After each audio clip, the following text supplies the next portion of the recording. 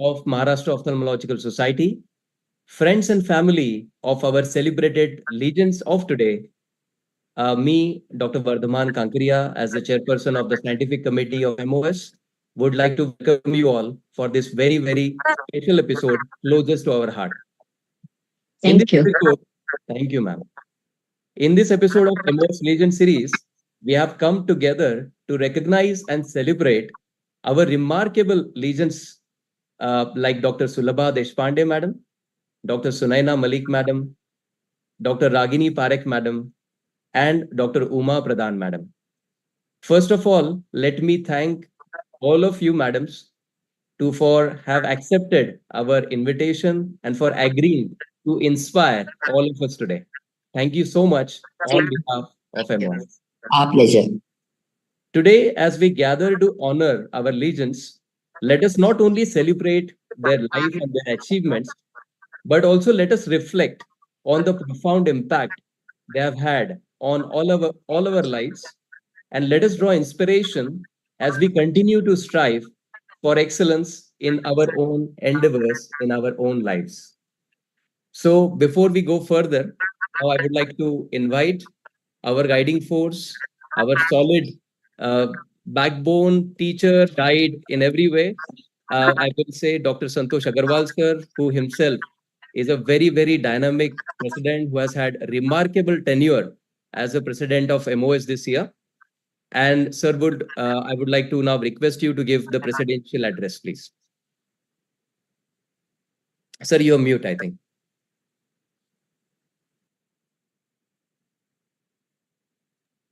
Yeah. Thank you, Dr. Vardhaman, for your kind words. Respected seniors, legendary women ophthalmologist of MOS today, and my dear friends, good evening and welcome you all to this distinctive webinar of tonight. There is no limit what the woman can accomplish. Progress of a community lies in the empowerment of women. Beti bachao, beti padhao. So all those reflect our women as a legends. I feel overwhelmed to meet such Virangana of MOS who have transcended their life from zero to hero. Although we think that civilization has transformed to a great extent, our women still have to witness many hurdles and navigate through a bumpy path. MOS has contemplated this webinar to unveil their inspirational life journey tonight. And we, especially our young generation, would certainly get influenced to listen to them and can imbibe their virtues to invigorate our life as well. I wholeheartedly thank Dr. Sulabha Deshpande ma'am, Dr. Malik ma'am, Dr. Pradhan, Dr. Ragini ma'am, and for accepting our invitation. Also, I appreciate and acknowledge the assiduous endeavors taken by Dr. Anaga and Dr. Namrata to curate this program under the able guidance of Dr. Vardhaman. I am equally grateful to my MOS team, Dr. Atul Kadane, Dr. Mandar, Aditi, and others for their unwavering support. I conclude my message with my own poem, which is dedicated to our legendary woman today, that is Stri Shakti. It's in Marathi. कोण म्हणतो तुला आपला, कोण म्हणतो तुला आपला, आभाळाला केला कागद, समुद्राची केली शाई, तरी तुझी महती लिहिता येणार नाही. कोण म्हणतो तुला आपला, तू तर थोरा मोरांची जननी, प्रेम साहस अन त्यागाची मूर्ती, समर्पणाची बंदिनी. कोण म्हणतो तुला आपला, वात्सल्य जात धर्म भाषे पलीकडे, मागते सर्वांची खैरियत, करते देवापुढे साकडे. कोण म्हणतो तुला अबला, तू आहे तर पूर्णत्व, तू आहे तर मी, तू आहे तर हे जग. कोण म्हणतो तुला अबला, तू बलवान, तू सर्व काही साध्य जिला, सलाम कर्तत्वाला, प्रणाम तुझ्या देवत्वाला. शतशः आभार देवाला त्याच्या अजोड निर्मितीला, करीतो तुझ्या सुख समृद्धीची कल्पना, दे सुख समाधान निरोगी काया, हीच ईश्वरचरणी प्रार्थना. Thank you very much for your kind listening. Beautiful, beautiful. Thank you so much, sir. I think it was Wow. really wonderful and so appropriate. Thank you so much.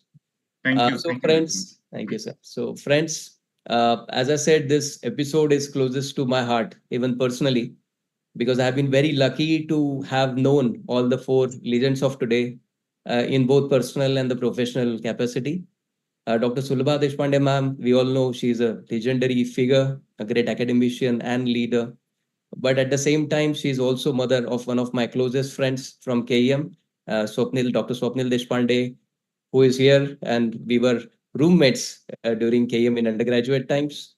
Also, very lucky to have Dr. Sunaina Malik, ma'am, who is like a mother to me, and she has literally held me when I was her secretary during her presidentship as the honorary secretary of MOS during COVID times. And I've learned a lot from ma'am in this journey. Dr. Ragini Parekh, ma'am, has been a role model since more than 20 years, even from the time I was an undergraduate in KEM. I used to go to JJ and attend special clinics by sir and ma'am. And of course, Dr. Uma Pradhan, ma'am. I've been very lucky in 2015 when I was organizing secretary of MOSCON Goa. Ma'am was the chairperson scientific committee. And it was such a learning curve for me to actually do it under guidance of ma'am. So thank you to all four of you again. And now I would like to invite the moderators of today, the chief anchors, none other than Dr. Anaga Herur and Dr. Namrata Kabra. Both of them are women achievers. Both of them have a lot of accolades to their own credit. And we thought that they will be the most appropriate for them to anchor today's show. So over to you, both Dr. Anaga and Dr. Namrata. Thank you. Thank you so much, Radhima. Thank you. Thank you so much, MOS. Thank you so much, Dr. Santosh and Vardhaman, for this opportunity. At the outset, very humble pranams to all the women legends present here, and it's our honor and privilege to have you all here. It's going to be an exemplary webinar for decades to come. So, thank you so much. I would like to share a quote from Sanskrit which says, Yatra naryastu pujyante ramante tatra devataha. Means where women reside, there even the gods reside, and it's a pure and a very holy place. Today, on behalf of MOS, we have the honor and privilege to listen to the challenges and the journeys of women legends, which are going to be like holy books for all of us. Thank you so much, ma'am. They say it's hard to be a woman. You must think like a man, act like a lady, look like a young girl, but yet work like a horse. And today, we are all going to look at the journeys. It's heartening to see how the journeys of these legends are going to take us through our journeys and be the guiding force for all of us in our lifetimes. So, to begin with, I would like to invite Dr. Sulabha Deshpande, ma'am. She is, just to give a brief introduction. Yes, sorry. Okay. Just to give a brief introduction about ma'am, she doesn't need an introduction. She is one of the senior most teachers in ophthalmology today. And it is my honor and privilege to welcome her and to introduce her. She was the head of Department of Ophthalmology, GMC Nagpur. She was the examiner for the final MBBS GMC Nagpur, attended a lot of national, international conferences.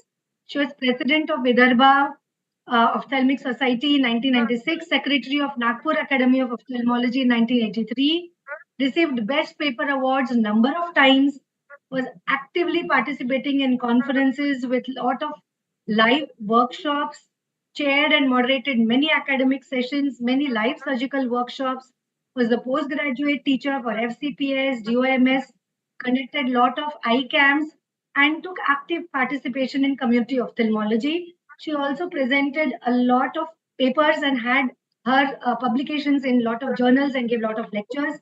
Her main subject of interest was vitreoretinal surgery. She was, in fact, one of the first people to start retina vitreous surgery centers and laser centers in central India in 1984. She's presently working since Jan 1984 as a consulting eye surgeon in Nagpur at a private hospital named Dr. K.G. Deshpande Memorial Eye Hospital and Retina Center, which is fully equipped. So, ma'am, a very warm welcome to you from Thanks. all of Thank us. you. We are very eager to listen to your life journey, ma'am. So, over to you for your presentation.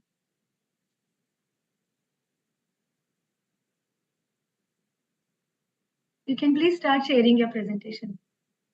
Okay. Thank you. First of all, I'm extremely thankful to Maharashtra Ophthalmic Society and entire team of Maharashtra Ophthalmic Society for giving us an opportunity and listening to all elderly people. It's very nice to see all who are very close to me, like Sunaina, who is from Nagpur, Ragini, often meeting her many conferences, and Vardhaman, of course, it's my paid students, you can say, because he's doing his work in ophthalmology. I'm very fortunate to say that I'm born to a very pious parents. Your childhood, I always believe that your childhood should be very good, which reflects in your later life. Thank God that I'm born in an era where family planning was not an issue. I'm the third daughter of my parents, but still, even though I was third, I was brought up in a very lovely and affectionate way. And my mother, being very ambitious lady, she used to see in my eyes all her ambitions. And I have become doctor only because my mother's ambition was to become a doctor. Then, during childhood, when I was brought up, I have never had any problem during schooling, no problem during medical college also. And when I become an ophthalmologist,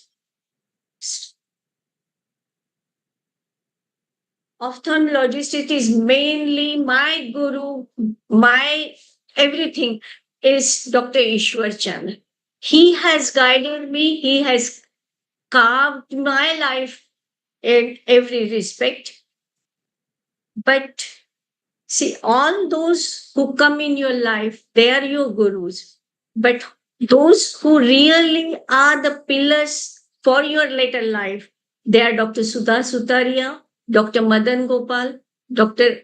Maskati, and Dr. P.N. Nagpal, who taught me retina.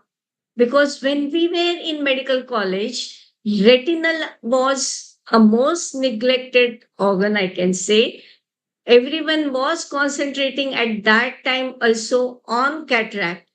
But it is Dr. Nagpal who taught us retina at that age also.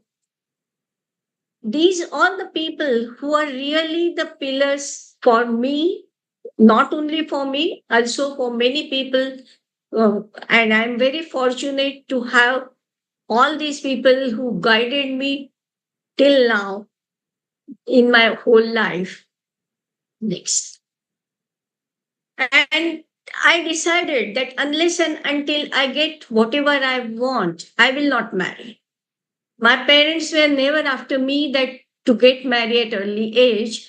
I had said to them, I'll definitely marry, but not before I achieve what I want. And when I achieved everything, then I decided to get married. And luckily, I got a very good choice of Dr. P.K. Deshpande. Everyone calls him as a PK, although he doesn't drink at all. But he is a heart surgeon. We got married, and then I went to UK along with him. When I went to UK, at that time, the concept was there that Indians are very poor. They come down to UK only to earn money. But I said to my professor, Professor Archer, he was very good to me, that I have not come here for money's sake. I want to learn whatever I have not learned in India. I was head of the department in Nagpur, and I'm sure that my basic knowledge is far better. I don't need to go for basics. I want only the advanced ophthalmology, that is mainly in retina. And then he was so good that for me, he charted out all the program that I could finish it within 2 years, including the three-port vitrectomy. And then when I came back to India in 1984, look at this family. This is my family. This is a joint family. Our core inner group is minimum of 50 people. And I'm the head of the family, controlling entire family. So naturally, the greatest challenges started now to look after the family and then to look after my career. We decided to accept the challenge of having our own proprietary setup in heart surgery. This is the first of its kind in India, having proprietary private center. Ours is the first in India. Naturally, the challenges were much more because nothing was available in Nagpur. Nagpur was not at that time in the map of India as far as heart surgery is concerned. The thing, even the scalp vein cannula was not available in Nagpur. But everyone was against starting heart surgery setup in private in Nagpur. But we put her foot down and we decided to accept this challenge of starting the center. In that case, it was very essential to both of us were not earning at that time. So to start, someone to start earning. So I started ophthalmic clinic first, which was not very palatable to many people at that time, that wife is earning and husband is not earning. But our bond with my husband and myself that's so strong, we always ignored all these gossips and we started our own. 85, we started our heart surgery center, and the first open heart surgery in private took place on 15th of September 1985. We worked very hard. That time, the greatest problem was having the manpower, because no one was knowing about what is open heart surgery. So to create a team who would assist, who would do nursing thing was not available. And it was our responsibility to teach everyone. I, being a lady, I accepted that I would assist Dr. Deshpande in open heart surgery. This was possible because when we were in UK, I said to Dr. PK that once you will go back, you would be the only heart surgeon available in central India. Everyone will be thrilled. So you should prepare your own slides of every topic so that whenever they invite you for a lecture, you have prepared lecture. He said, I don't have any time. I will not prepare. So what I did, that I read his all heart surgery books, prepared all the topics well. So I was well read about heart surgery. I knew all the steps of heart surgery. So that is one advantage. When we came back, I could assist PK. And the second advantage was I was expecting at that time. So Swapnil, my son, he had Garbha Samsar, so that he determined to become a heart surgeon, and he's heart surgeon now. So these two advantages, when I read heart surgery and prepared all the topics for him, we came back. I assisted Dr. Deshpande at time. That time, my uh, protocol used to be that I used to get up at 4 o'clock in the morning, do all my surgeries at 5:30 in the morning, then in the kitchen, prepare everything, make everyone get up and give them breakfast, then go to ICU, relieve PK Deshpande, come back again to my clinic, start my clinic, and look after the family once I go home. So that was a routine for 10 years. Till 95, I was assisting him. Meanwhile, we prepare all, taught all our people, and then we got our team. I now only look after the administrative part of heart surgery. I have not left heart surgery as yet, although that we have good team now. This is all the challenges which we had it towards the heart surgery. But for ophthalmology also, there were many challenges because non-availability. 100% custom duty on all imported items. So it was very difficult to get imported, and that time indigenous equipment were not very good, especially for optics. So we need to have imported equipments, but beyond our reach to go for it. And I must thank Dr. Jaivir Agrawal and Betty Muscati, their efforts to convince central government to reduce custom duty from 100% to 40% as a site-saving equipments. For life-saving equipments, the custom duty was zero. So with their efforts, now the custom duty has become 40% and the market was open. And then all the Indian market was flooded with imported items. We could buy whatever ophthalmology you see it now, everything is available at doorstep. Everything is available at Nagpur, at each and every corner of India. That is all because the efforts done by Dr. Jaivir Agrawal and Betty Muscati. We must salute these people that they have not worked only for themselves, but for the ophthalmology itself. Then, because there was no manufacturing of fluorescein in India, and to get drugs from outside, it was very difficult. And to have a day-to-day investigative ophthalmology like fluorescein angiography, it was very difficult to get fluorescein dye. In one of the conferences, I met Dr. Rajendra Kalsi. I don't know how many of you seen her, but she was very nice lady ophthalmologist working in Delhi. Then she was very kind. When I told her about our difficulties, she used to import it from Germany and then used to distribute to us. I got a lot of fluorescein from her, and I'm very much thankful. She is no more, but I'm very much thankful to Rajendra Kalsi for helping us in initial stage when it was not available in India. Now, because of development of Indian history also, industry now is well developed in India. We get many indigenous, very good, and the problem is much more solved. But at that time, it was very difficult to get imported goods.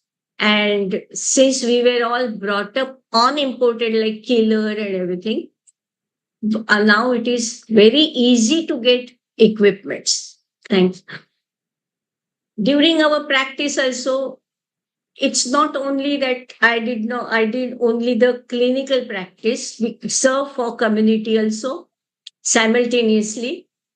And with community practice, we adopted one village where we used to go once in a week, screen all the patients, bring them to Nagpur, operate them as we operate the all our private patients.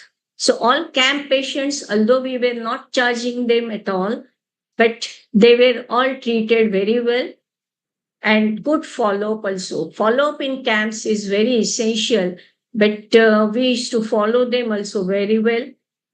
Then I always believe that school health program should be very good. We can detect so many things at the first standard, like amblyopia, squint, and other things. So we used to do school health program in July, so that the new admissions are there in July. Bring the all students to hospital, screen them well, and then give all the reports to headmaster so that they can follow the patients well. As well, we are doing a lot of teaching program or public health awareness programs like diabetic retinopathy, glaucoma. All these things are routinely done by us and our team now also. See, I got many prizes, as already Anagha has said. But every time to get first prize, ultimately Dr. Ishwar Chandra said to me that, Madam, no more participation as a paper presentation and become a judge. So then I became a judge for post graduation paper presentations and all. But I'm thankful. This is Dr. Jhawar, if you remember. This is in Maharashtra Ophthalmic Society, and thanks. But at the same time, whenever I am doing all my clinical practice, whenever I am doing all social work, I have not forgotten my traditions. I always believe in God that whatever we are able to do, it is only the Almighty which thinks over it. He gets it done by us.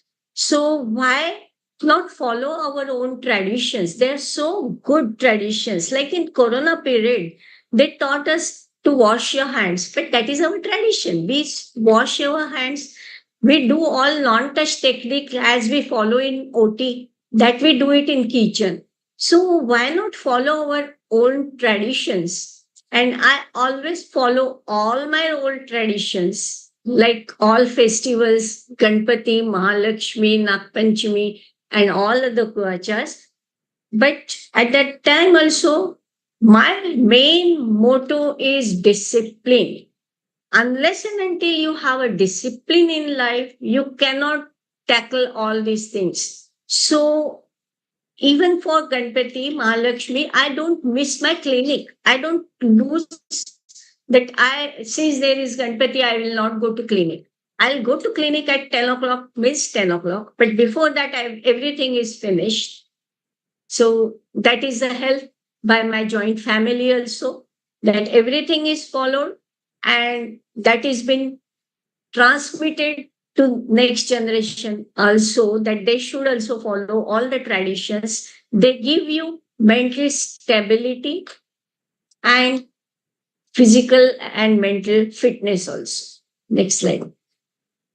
So I think everyone's dream is to have our own clinic, work in clinic, to be a good academically.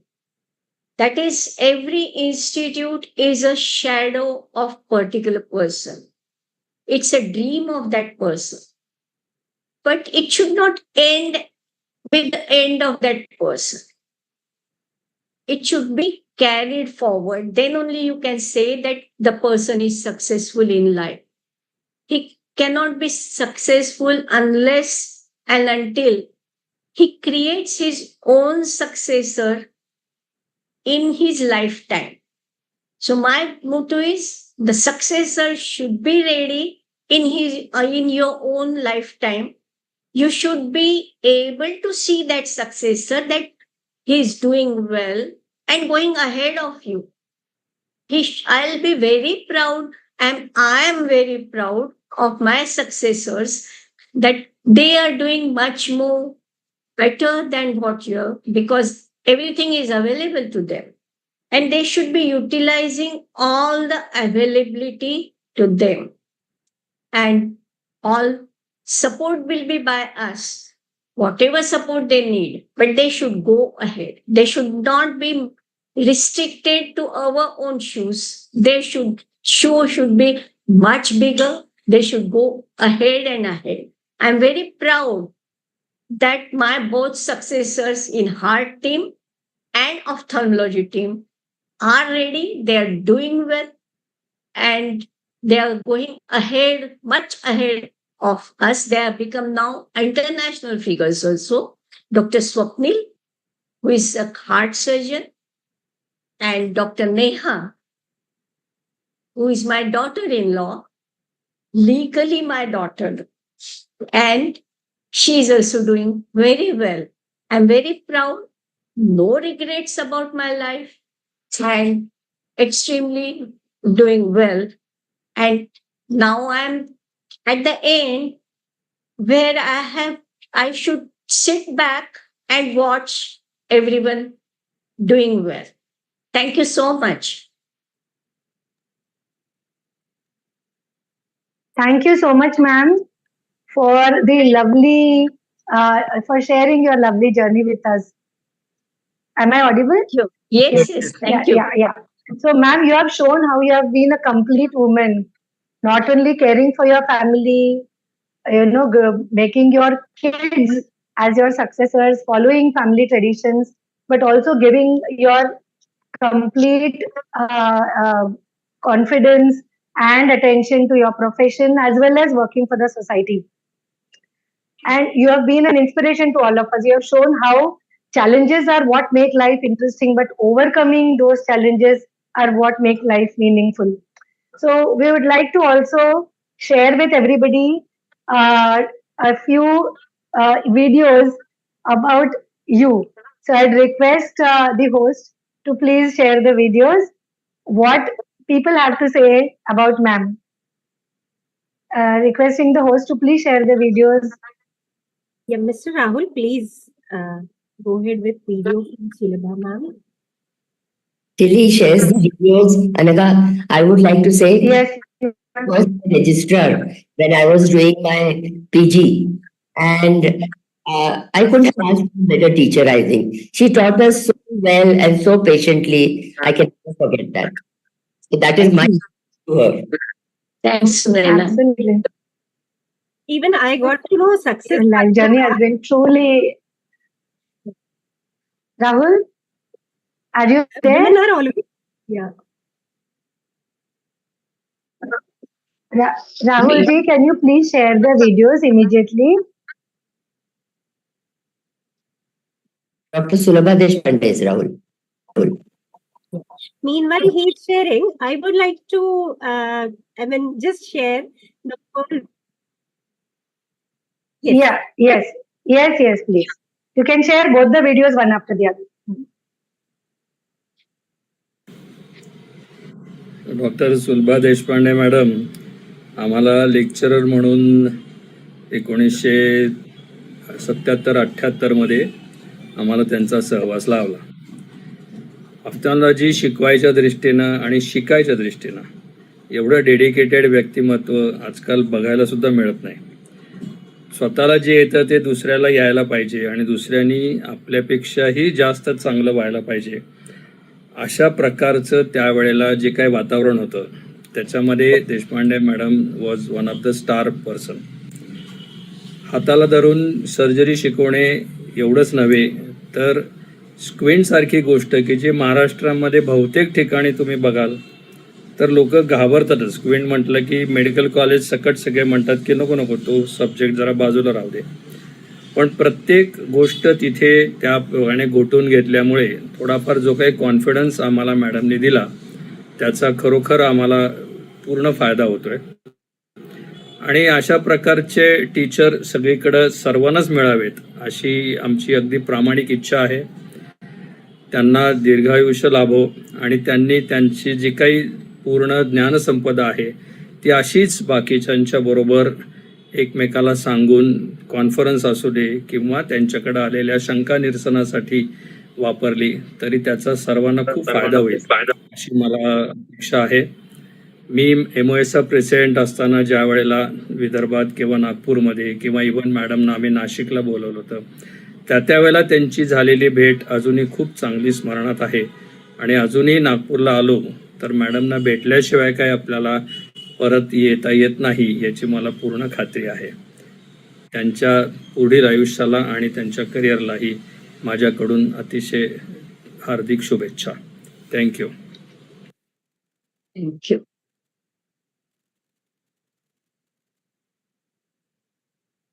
So inspiring, ma'am. So inspiring. Excellent.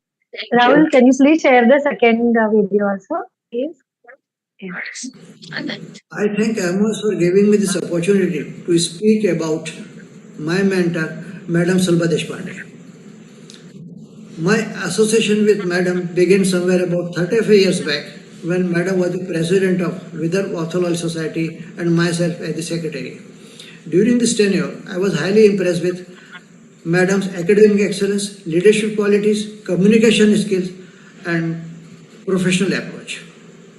I see Madam as a perfect example of work-life balance, and Madam has excelled in both the fronts without compromising any. I am sure many more accolades will come her way. I wish Madam a very good health and happiness. Thank you. Very nice. Thank you. I think let us all give a very big round of applause to Madam. So we have seen how she has excelled in every sphere of life. I think basically, ma'am, you have shown that behind every great woman now is another great woman. We need to change that quote now. One question I would like to ask, ma'am, because you have already shown how you have excelled in all spheres of life, is what is your message to the younger generation or the young women ophthalmologists of today? See, all younger generation, they are very good because recently we organized VRSI conference at Nagpur and I came across so many youngers. We worked together throughout the year. They are very well talented. They do very well. They are well experienced. But what I feel that they should be working together. They should not be doing all solo practice. They should be dedicated to their practice, but they should have a group practice. This is the era of group practice, not a solo practice. Thank you so much, ma'am. Thank you. So I think now we will move on. Dr. Santosh, do you have anything to say? And thank you so much, ma'am, for the inspiring journey. Thanks a lot. Thanks a lot, Devi. Yeah. Thank you. Thank you Yeah. so much. Dr. ma'am. Namrata, yeah, please take it forward. Yeah. In fact, ma'am, I always believe women are winners, born winners, because they know how to win hearts. And you actually proved it. Win the heart and conquer the world. Wow. Such a Thank you. Thanks. wonderful success mantra. Thank you so much. And for the next legendary icon for today, I feel honored to introduce this Iron Lady with aura of enthusiasm, positivity, and energy. She started her ophthalmology journey in 1979 from GMC Solapur and subsequently moved to GMC Aurangabad, then GMC Nanded, and finally, lucky were Aurangabad people, she got stationed to Aurangabad and worked as professor of ophthalmology at MGM Medical College. She has been PG teacher and ophthalmologist for more number of years than my age. Though she looks young because of her charm, or probably some secret by Shehnaz Hussain, I don't know. And she became first woman president of Marathwada Ophthalmic Society. She is past president of Maharashtra Ophthalmic Society, organized numerous conferences, a marathoner, a fitness freak, and the description might go on and on and on because I know her personally since so many years. I would say no defeat could defeat her. No disease could defeat her. So may I invite our Brevo legendary respected Dr. Sunaina Malik, ma'am, for sharing her inspiring journey. Over to you, ma'am. Thank you so much. Uh, Thank you so much, Namrata, for that wonderful introduction. And I know Namrata uh, since she was a student, I think, at Yes, ma'am. is it right, Namrata? Am I Yes, right? ma'am. Yes, And ma'am. I'm a student at GMC.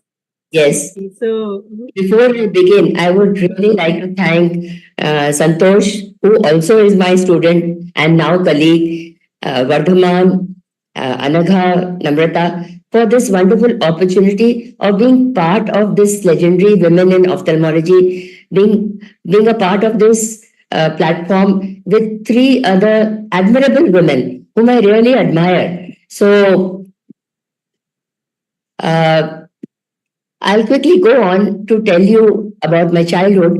I was born and brought up in Nagpur, and I studied till the 11th standard in St. Joseph's Convent High School, which was the best school in Nagpur at that time. And I was a topper all through, a very studious child. I didn't think of anything else but studies. In fact, I didn't know about anything else other than studies. And I was a voracious reader and a very precocious one too. I would read above my age always. I was part of a very big extended family, 11 aunts and 5 uncles, plus my grandmother and my parents. I always used to ask my grandmother, whom we used to call Pabiji, how did have so many children? Imagine 16 children. I couldn't believe it. I was very close to her. My family relocated from Lahore during partition in 1947, and I always loved to hear the tales my grandmother would tell me about how they came from Lahore to India. My father was in second MBBS in Lahore, and he continued his MBBS from Grand Medical College, Mumbai. After his graduation, the entire family shifted to Nagpur because my mother already was working as a professor of English literature in Government Science College, Nagpur. Imagine this is in the 50s I'm talking about. She was a MA in English literature at that point of time.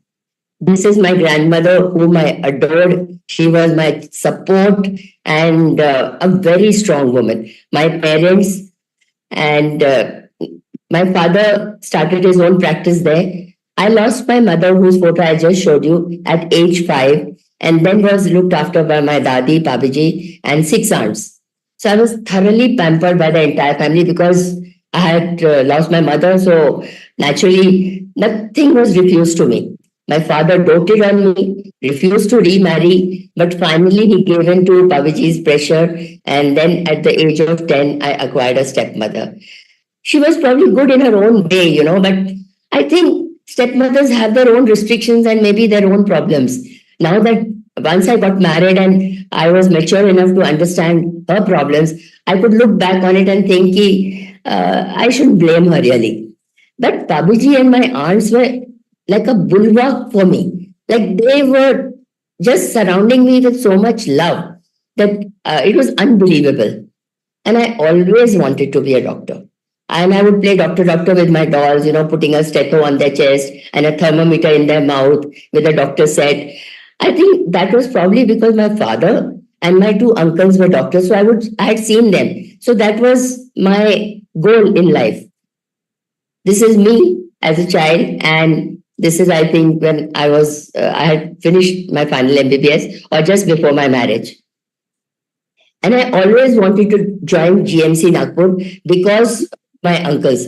I used to go there, especially because of my younger uncle for their cultural programs and all. And I knew that there was a lot of ragging in GMC Nagpur, but still, I wanted to go there. And I badly wanted to do ophthalmology, mainly because, as Sulabha ma'am mentioned, because of Dr. Ishwar Chandra. He was a genius of a teacher. He taught us acute iridocyclitis in final MBBS, and for me, that was the turning point. It was then that I decided that I wanted to do ophthalmology and nothing but ophthalmology. He taught us in such a way, like everything flew into one another. It was like a poem. And later on, and I went back and read Parson, and nothing like that was given in Parson. It was only during my post graduation that I discovered that he was teaching us from Duke Elder. Imagine the teacher who was teaching undergraduates from Duke Elder. So luckily, I got concurrent MS and DOMS, completed my DO in May 1978 with flying colors, and got married to Dr. Anand Malik in May 1978. It was an arranged marriage. I completed my MS ophthalmology from GMC Nagpur in November 1979, which was my promise I took from Dr. Anand, that I would do my post graduation from Nagpur only and not from Aurangabad. He agreed and got a lot of firing from his mother for that. So I was doing a lecturer's job at VMMC Sholapur and then GMC Aurangabad. Then I did my MS. I worked with Professor D.L. Maria, who is also a renowned figure in ophthalmology, for 9 years as a lecturer. He was a strict disciplinarian. So he taught us discipline. You know, the round would begin at 7:45 in the morning. All of us had to be in the department at 7:40. Imagine those days and think of today. Who would expect the residents to be in the wards at 7:40? Nobody would be. And nobody would want to be also, I think.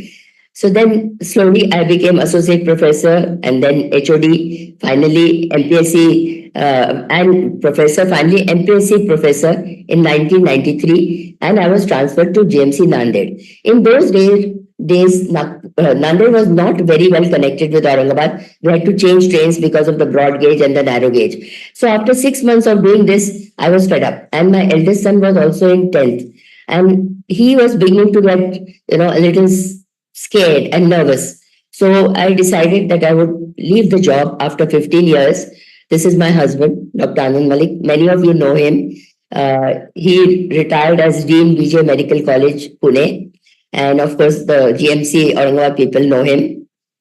I left my job in August 1994 after having served for 15 years and started my own practice, which did very well because I think we had worked very hard in GMC. We used to see all kinds of patients. We used to have an OPD of 100 per day, and it was comprehensive ophthalmology because there were no subspecialties in our day. So, but even then, my husband had told me, if at any point of time you come out of government service and want to start your practice, you must have something special with you. Otherwise, who's going to come to you? If all you're going to do is cataract, everyone is doing that. So I took strabismus, pediatric ophthalmology, and contact lenses as my specialities with no fellowship whatsoever because there were no fellowships in our days.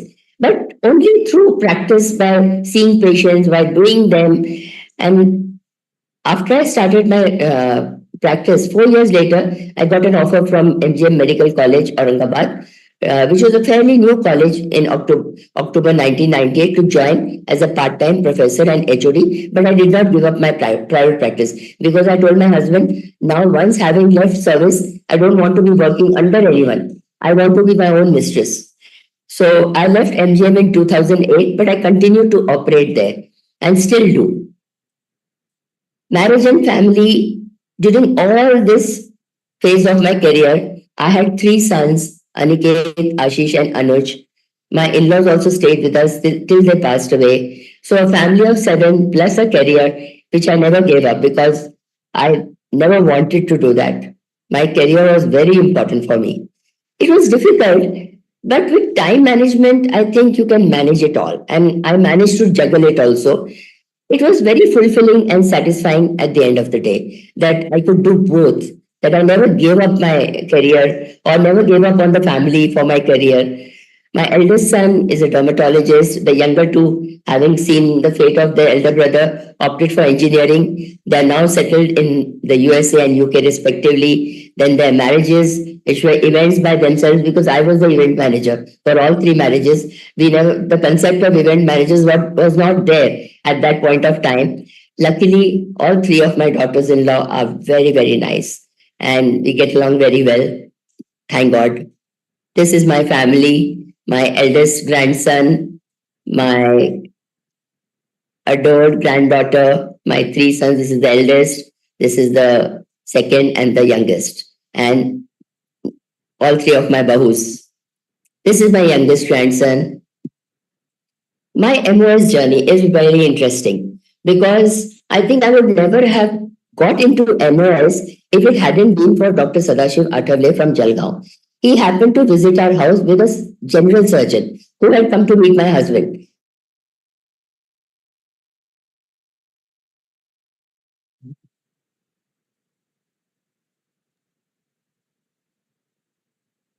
I think she lost the connection, I think.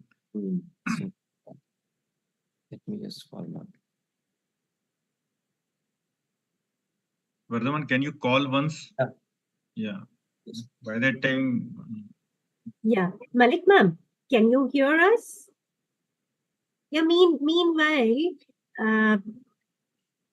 we can have some discussion and some success formulas or the discussion with our other legendaries. I'd Yes. like to ask. Ma'am is just joining. There was some electricity issue. Ma'am is joining in half a minute. Okay. Yeah, you can continue, Namrata. Meanwhile, can we have one quick question for all three legendary women? Ma'am, if it would not have been an ophthalmology, I mean, you would have selected which career, alternative career otherwise? Sulabha ma'am, Uma ma'am, and Ragini ma'am. If it is not ophthalmology, I would have gone for medicine. Okay. Uma Because ma'am? that is I was topper in medicine in my batch, but only because of Dr. Ishwachandra, Dr. Chobe and Dr. Ishwachandra, they were sitting there and taking our interview. Dr. Chobe said she would come down to medicine. Doctor ईश्वर नहीं वो ophthalmology में ही आने वाली है तो so naturally but otherwise I would have gone for medicine. I go for Sulabha ma'am. I think we do have Malik ma'am back with us, so we'll continue with her and then we'll get back to other lovely ladies. So I was telling about my MOS journey. It was all because of Dr. Sadashiv Athavale from Jalgaon, who came to our house with a general surgeon who came to meet my husband. And I was introduced as an ophthalmologist naturally to Dr. Athavale. And he asked me, I haven't seen you in MOS. I said, no, sir, the children are young and I haven't been attending. So he told my husband, send her to the next conference, which was at Kolhapur. So I went to Kolhapur, and this was practically my first MOS conference, which I was attending outside of Aurangabad. And he met me and he told me, in the evening there's a managing committee meeting, come there. So I told him, sir, I'm not a managing committee member. So he said, you will become. So actually he was so senior that I couldn't say no to him. I went there, and actually there were already two zonal members from Marathwada who were my colleagues and whom I didn't want to offend at all. So I told him, sir, there are already two. And then he told everyone in the managing committee, she is a zonal member from Marathwada. So they said, and nobody had the guts, I think, at that point of time to even say no to him. That there are already two, how can you have a third zonal member? Because सब चलता था, उनका ही चलता था, seniors का. So then I became a zonal member, then joint secretary, honorary secretary, chairperson scientific committee, 2012-2014. And finally, after losing 4 elections for vice president, for which I think I've set a record in MOS, I came in unopposed in 2017 as vice president and became president in 2019 October at Nagpur, which I loved because it is my birthplace. Then Corona struck, but we switched to webinars and they were a huge success. I had a wonderful core team in Vardhaman, Santosh Bhide, and Preetam Samant.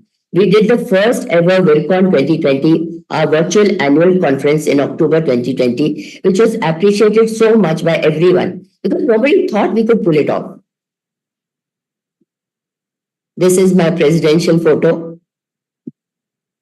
Awards received, I got the Best Teacher Award at MOSCON 2015 Goa, Best Letter to the Editor IGO in 2020 for our letter Journey to WIRCON 2020, which we shared, the 4 of us, and Professor Ishwar Chandra Award for Comprehensive Ophthalmology at MOSCON 2022 at Nasik. I'm very proud that I got the award for my mentor and my guides in my guide's name. I couldn't want anything more. My battle with breast cancer. I was diagnosed with right breast cancer stage 2, grade 2 in February 2017. Had MRM, which is modified radical mastectomy, with complete axillary clearance done, followed by 4 cycles of major chemotherapy and 12 of minor. So in all, 16 cycles of chemo. Lost my hair in March 2017, and I had already decided beforehand that once my hair started falling, I would get it completely shaved off. I didn't want it to fall in bits and pieces. I would get it completely shaved off. And as I told one of my past friends, I'm going to roam around like that bald, or I'll buy a smart wig and wear it. But in either eventuality, I'm going to look smart. She was laughing and crying at the same time and told me, "Kitna aage ki sochti hai tu?" I told her, "No, it's there in my mind, then I'm prepared for that. What is going to come?" So I got myself a smart wig and went around wearing it. But today is a landmark day, actually, 18 September, because my last chemo was on 18 September 2017. And hopefully, I am now cancer free, touchwood, and hope to remain so for a long time. This is me with my wig, and this is at Moscow 2018, which we hosted. That's my own hair, by the way, not a wig. What's special about me as I see myself? And let me tell you something, Namrata, and all of you. I value myself as I am. I don't see myself through rose-tinted glasses, but I do not undervalue myself also. And I believe no one should. Because only if you are confident in your own skin will other people like you. This is my mantra. So I'm a very positive person and always believe that something good will happen. I wake up in the morning thinking, Aaj kuch acha hoga Bhagwan. Thank you for giving me this day to live. One more day to live. Many people don't even get that, you know. And I'm passionate about exercise. I'm a fitness freak. I exercise even today. I love life in general. I love seeing movies in the theater, socializing, and dancing. All of you know I dance. I love teaching too. And I love attending conferences, meeting all of you there. And I want to keep learning something new at every stage of my life, even now. So, big thanks to Santosh and Team MOS. I can't thank you enough for giving me this opportunity. Thank you, ma'am. Thank you so much. In fact, salute to you, ma'am, for sharing this touching and inspiring journey. And you truly is a role model to show nothing can hold you back if you do have that within you. What a fighter! What a fighter you are, ma'am. In fact, I do remember all the conferences I have attended. You were the first lady to hit the floor for dance. When Absolutely. all many of us are just sitting, and then some of us having initiation, inertia, some hesitance. So you are the one, whom all other commoners like me are looking up to. You actually paved the way, ma'am. Amazing, amazing. Truly amazing, ma'am. And we do have one amazing video, very cute video to share regarding, one more aspect. I'm sure, ma'am, I was wondering. Yeah, this is one video from Dr. Snehal Thackeray, and subsequently we'll move to the cute one wala video as well. Yes, Rahul, please do start the video. If I were asked to describe Malik Madam in one word, I would talk about her work, her enthusiasm for everything she does. Not only that, she literally lives by the line of Robert Frost's one famous, much quoted quote, I have promises to keep. She recently told me that she has started learning the Microsoft Excel, which is no mean feat, if I may dare say, at her age. Her positive approach, her enthusiasm for learning anything new which attracts her has kept me and many others motivated to do more, to learn more. She started her ophthalmic career in Nagpur almost 45 years ago as a student, but she has always kept herself updated and she's still going strong. She went on to receive the Best Teachers Award MOS. She was the chairperson of the Scientific Committee of MOS and President MOS. Nothing kept her back, not even her brush with cancer. She has always keenly shared her ophthalmic skills and knowledge, and now she freely shares with us her life experiences and lessons. I just would like to conclude by saying thank you, ma'am, for being the shining light that you are. And So sweet. So second sweet of video, you. ma'am. Yeah, I'm looking forward to that too. Yes, yes. I too literally I replayed it couple of times and I too went through it a couple of times. Rahul, second video, please. Meanwhile, ma'am. Hi, my cutie duty BFF. I'm gonna tell you 6 points about you. The fun facts. I don't know what to say. First point, you wear everything, not just only sarees, everything. Second point, you are 71 and you drive anywhere. Third point, you still exercise. Fourth point, you do watch sensible serials and just don't watch that Saas Bahu ones. And fifth point, you don't go to the kirtans.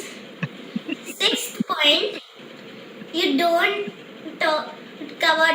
you don't bother about that veggies and don't say, hey, इतनी ज़्यादा इतनी महंगी होगी भाजिया, हाय रब्बा. Not like that. Yeah, very good. Very nice. Very nice. Really So cute. That's my cute granddaughter, Samaira. It's the biggest compliment, ma'am. I know. I think she calls me her BFF. I'm her best friend forever. I couldn't want anything more, I think, but to be my grandchildren's best friend. I think I'm blessed. Yeah. Yes, ma'am. The happiest, moments these are. And indeed, we rather would suggest you, ma'am, you can try, changing the picture of Delhi soaps rather than, those stereotype bahu, stereotype saas, stereotype dadi. Now, see, kids also want to see this new era, modern dadi, modern saas. Amazing. So this is really exciting and cool. You are not just cool ophthalmologists, you are a cool dadi and cool saas. Ma'am, lastly, I would like to ask you for your message for lady ophthalmologists when they do face different challenges, when they do face hurdles, and everyone at times cannot keep up the spirit. So what would be your message in such tough times to all these sweet ladies? The saying goes that when the going gets tough, the tough get going. And I believe in that absolutely, because life is going to throw a lot of challenges at you, but it is up to you how you face them. See, many people told me when I was diagnosed with cancer that how come it didn't get you down? I said, see, I can take it two ways. Either I can get depressed and depress my entire family, or I can look at it positively. I know that I'm going to come out of it. I'm going to take treatment and I'm going to come out of it. It's only a matter of time. Moreover, the most important thing I would want to tell the youngsters, not just the ladies, even the guys out there. Because see, today, men and women both face practically the same challenges, except that women have the additional challenge of managing the home. So it's all about time management. If you know how to manage your time and know how to balance your career and your family life, because आप दोनों के बिना अधूरे हो, ये मेरा मानना है.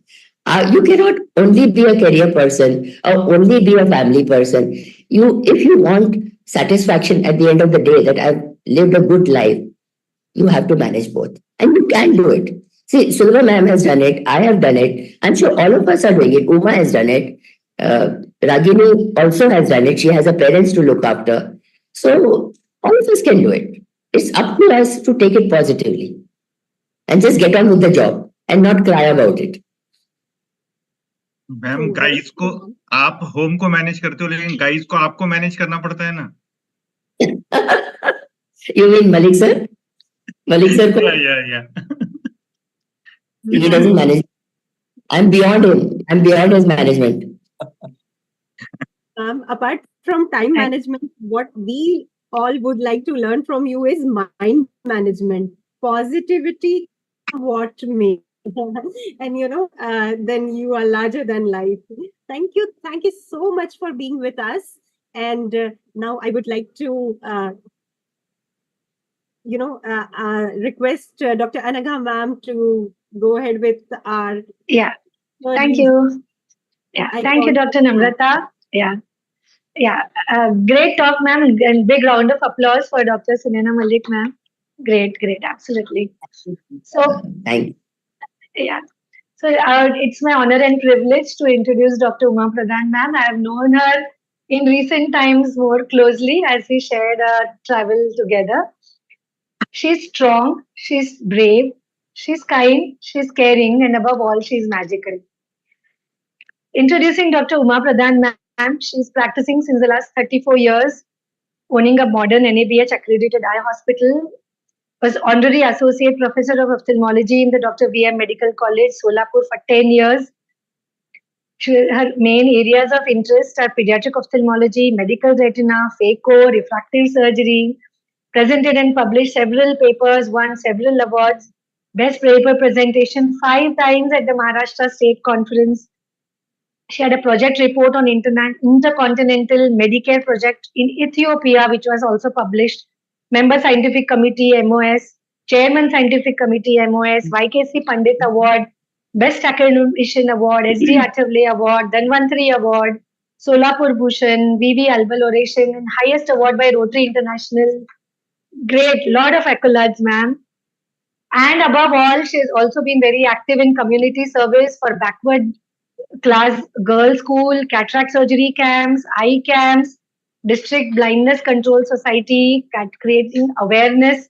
So, ma'am, all in all, you have been a role model for all of us. So, eagerly looking forward to your talk, ma'am.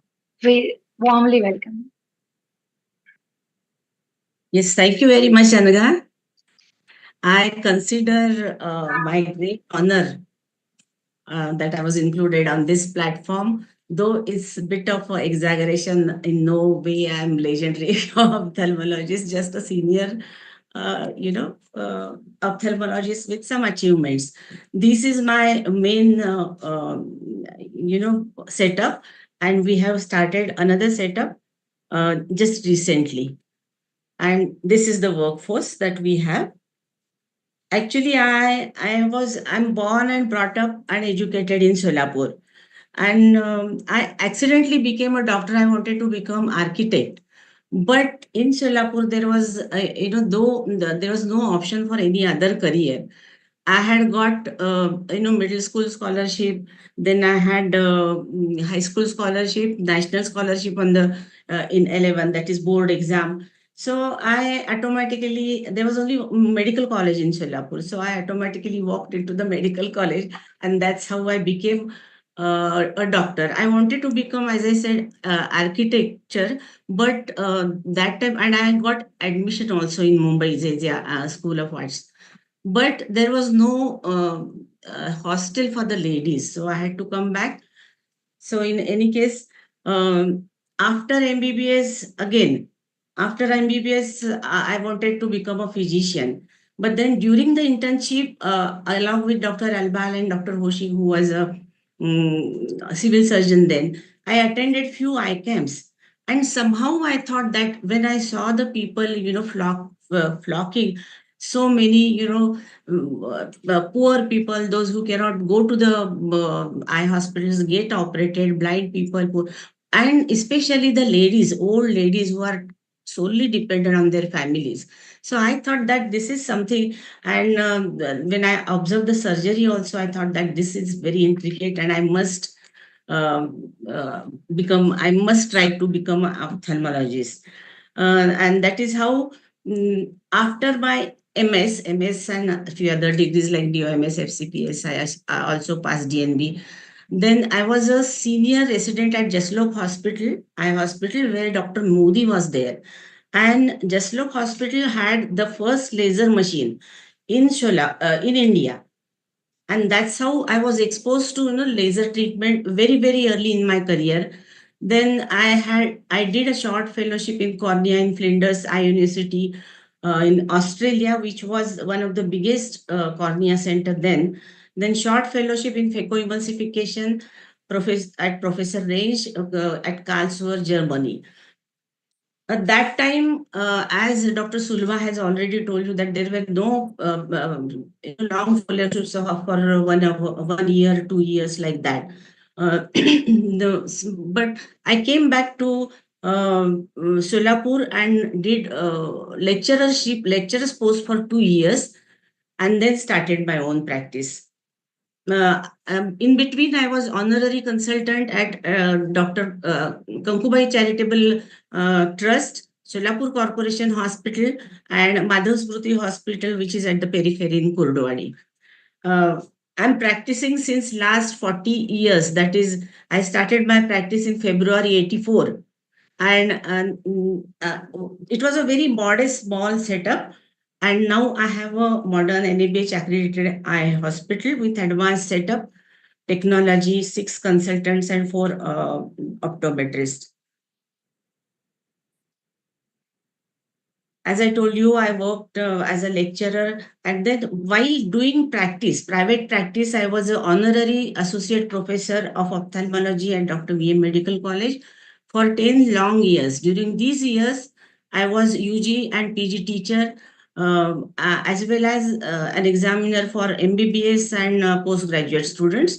And teaching, actually, I love teaching because it's not only that you teach the student, you also learn during the process so much. But thereafter, I had to leave that job because it was becoming absolutely difficult time management. And my areas of special interest are pediatric ophthalmology, medical retina, phacoemulsification, refractive surgery. And most of the comprehensive ophthalmology. The challenges that I had at that time, which most of us have faced, it was a very modest setup to begin with. It was only 5 rooms place at the background of our house.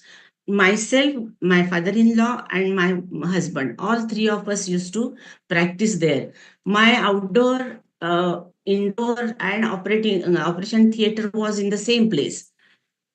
But gradually, we shifted. Our OPD was shifted to other place, then OT was shifted to another place.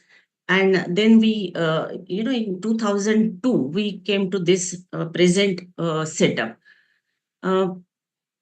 And at that time, I must tell you that it was extremely difficult to keep up with the technology.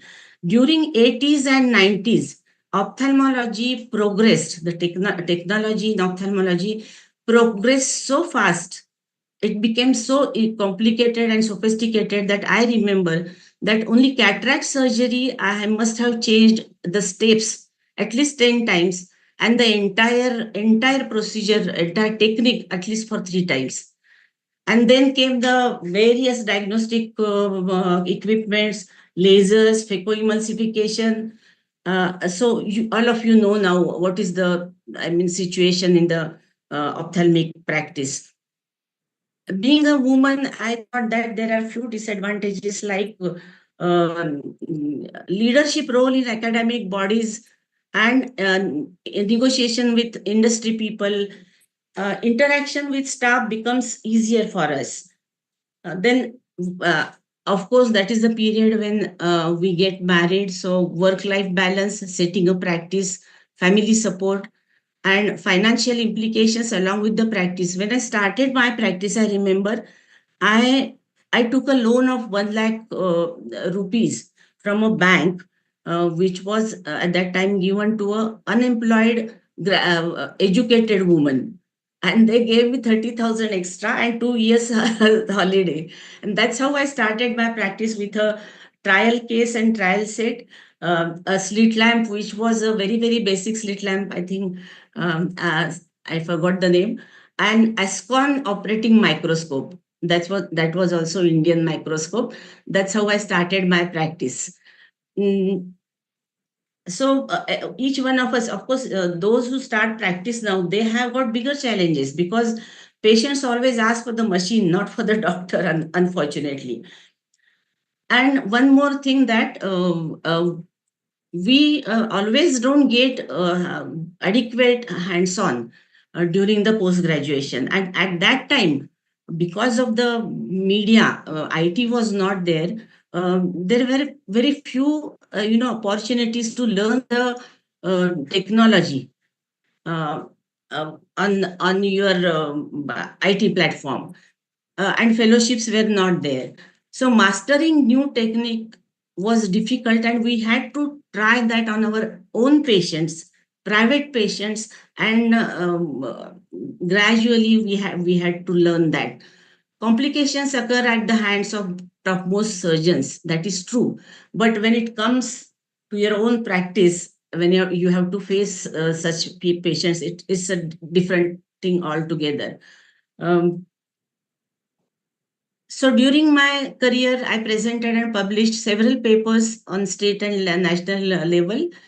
And as it has been already told, 5 times I got a best paper award, and the first one was when I was doing my senior residency. I remember Dr. Muljani gave me 400 rupees, and he asked me to buy some book, which I don't remember now. And thereafter also I got few awards. The most valuable and the most prestigious of them all is from Rotary International. I have done a project, this project report on intercontinental Medicare project was published in Community Eye Health Journal in London. So slightly I will divert and tell you about which actually Anaga has already told. I was a member of scientific committee, then chairman twice, then chairman of scientific committee 2014 to 16. YKC Pandit Award was given to me in 81. Award for best academician amongst private consultants on behalf of State Ophthalmology Association. Then late Dr. Ishwar Chandra Award I got very early in 2012. And V.V. Albal Oration Award by Deccan Ophthalmic Association in 2019. This is the picture of SD Atole Award, which is given for the community service, because we have done n number of several free eye camps in the country and abroad.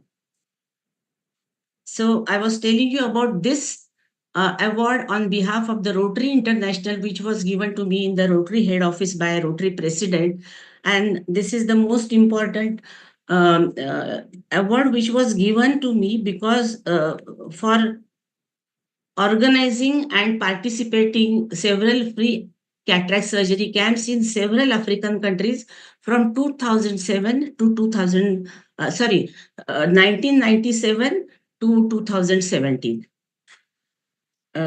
And few of the countries we visited, repeatedly several times.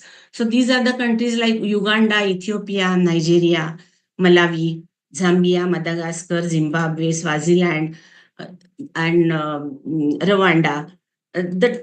Now, why Africa? See, in our country also there is so much of a need for free eye surgeries or free eye camps or everything at a discounted price. Then why Africa? I must tell you that we have in our country, at least we have civil hospitals, government hospitals, then charitable hospitals where something is available.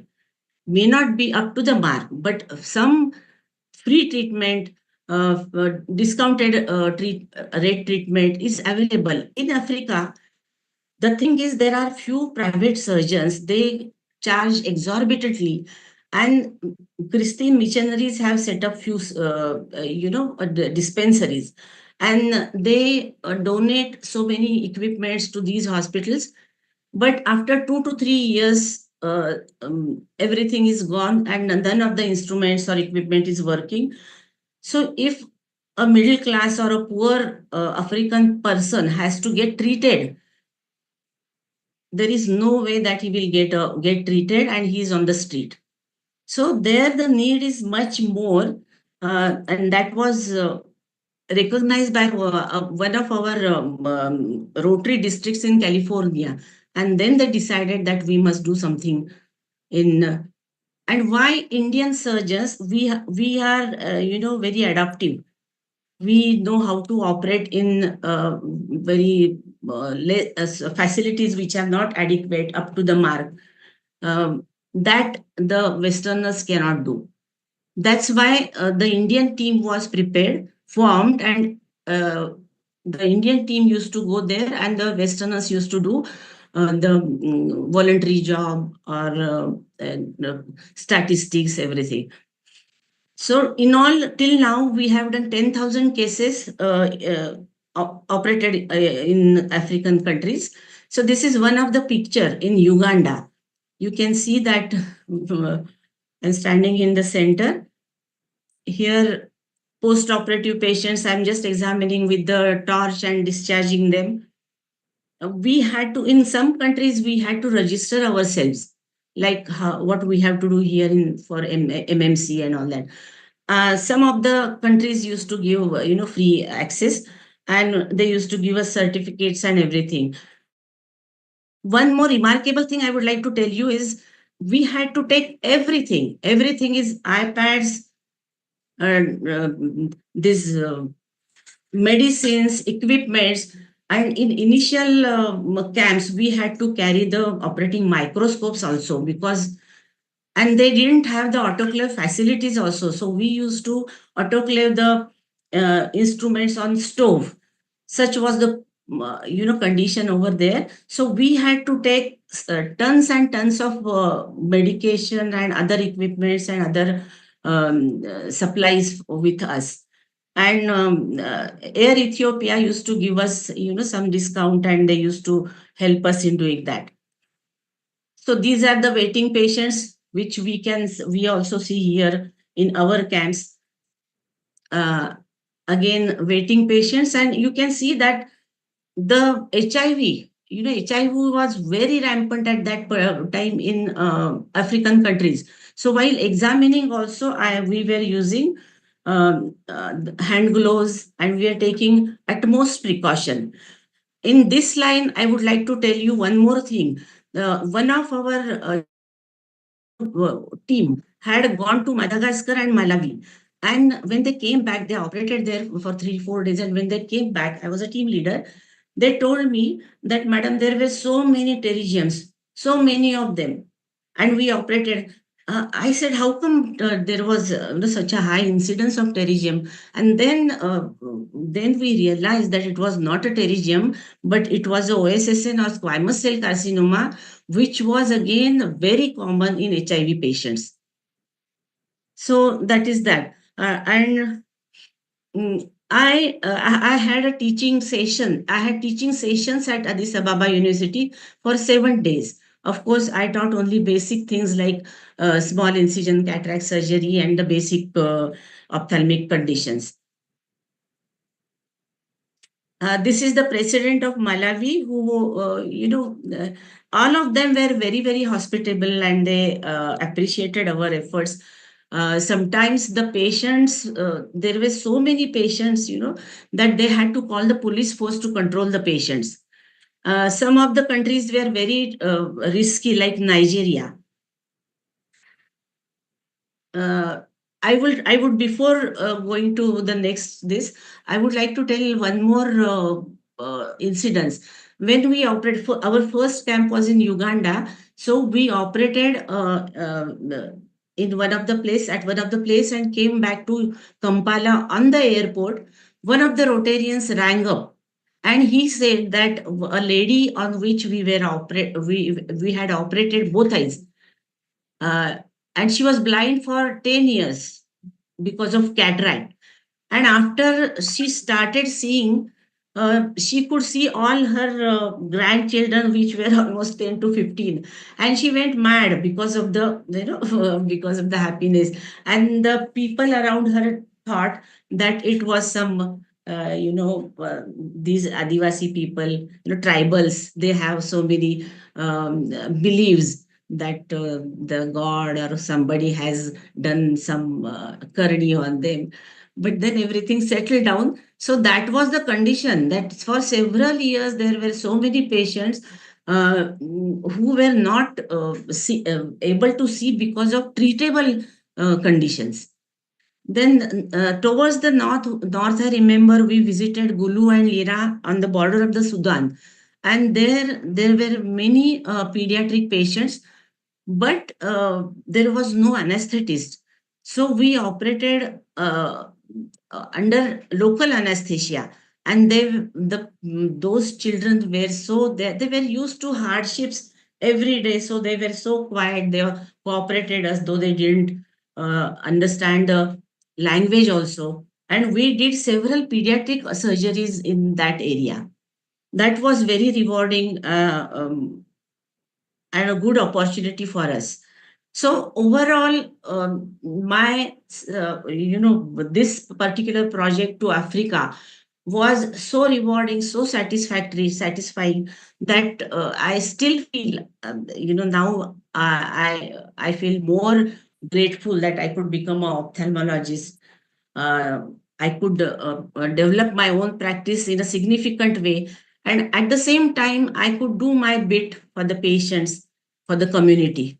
So that is what, as Sunaina said, that is what one needs, inner satisfaction. Then in Solapur, I got some certain other awards like Dhanvantari Award from Ayurvedic College. Then for 3 years, I got this Honest Income Taxpayer Award, Solapur Bhushan. Then community service. We did not do this free eye camps only in Africa, or free, eye treatment. In on behalf of Pradhan Eye Hospital and Rotary and other organizations, we did, so far we have done 12,000 free surgeries. And I'm a trustee of Backward Class Girls School for last 15 years. I'm a member and president of Rotary Club of Solapur since 1993. Member of District Blindness Control Society, Solapur District, and member of the Eye Bank, Solapur. So these are the free pictures, few of the pictures of free eye camps which we conducted in our own premises, in our own hospitals. Initially, we used to go to the periphery, conduct perform the surgeries in some hospital, that is primary health center or some school or something like that. Nowadays, later on, we started identifying the patients, registering them, and we used to bring, even now, we bring the patients from the periphery and operate them here, and then we send them to their own places. So these are all patients who are operated in our this. There are some other trusts which helped us, like Uttara Devi Trust, Hume's Pipe, Ratan Chand Gandhi Trust, of course Rotary. These are the other. Then, besides cataract surgeries, I found that there is a need to organize the workshops in certain areas, not only the cataract. Like we every 2-3 years we organize a workshop for navigation, workshop for handicapped, that is visually handicapped persons, and we teach them navigational skills and vocational guidance to them. So many times they do not know that what opportunities they have, where they can learn something, and they can be independent financially to certain extent. So I have a tie-up with the center which is at Warali in Bombay, and I often visit that center there. Then computer and eye care. This is this is the need of the time. Most of the people do not know what is the computer vision syndrome. So we organize workshops for them. We tell them all the side effects, ill effects of this increased screen time, how to take care of that, etc. And in between, for 5 years continuously, on behalf of Rotary, we organized glaucoma detection camp. And that was also very rewarding, because even if we could find out 3 to 4, 5 patients which were not detected, and they had glaucoma, then it was worthwhile, because those patients were saved from blindness and we started treatment for them. Then, of course, this workshop for cold phaco advanced workshop was conducted by on behalf of Maharashtra Ophthalmic Society. And we have a child laborer school in Solapur, where the laborers, children work as well as they go to the school. Actually, they are not allowed to work. Child laborers are absolutely, not allowed to work. But then every year we do free eye checkup for them. And this is another, project of us. As I told you, the Jagtik Pandri Kathirin, on this day we invite the blind people. See, these are the blind people sitting. We spend entire day with them. They are given, food for the whole day, like breakfast, lunch, and we have some recreational programs for them. And addition to that, as I said, vocational guidance and navigational guidance. This is the computer vision awareness workshop. Glaucoma, I'm just showing few this diabetic retinopathy. All of us know that the incidence of diabetes is increasing, rapidly in India. 60% of the of our patients who are posted for cataract surgery, 60% of them are diabetic. So diabetic detection, retinopathy detection and treatment is also one of the important workshop that we take every now and then. This is the child laborers ophthalmic screening. Then this was the another giant step of ours, that we started LASIK laser center with a very high end machine, that is Amaris LASIK by Germany. And the response is very good.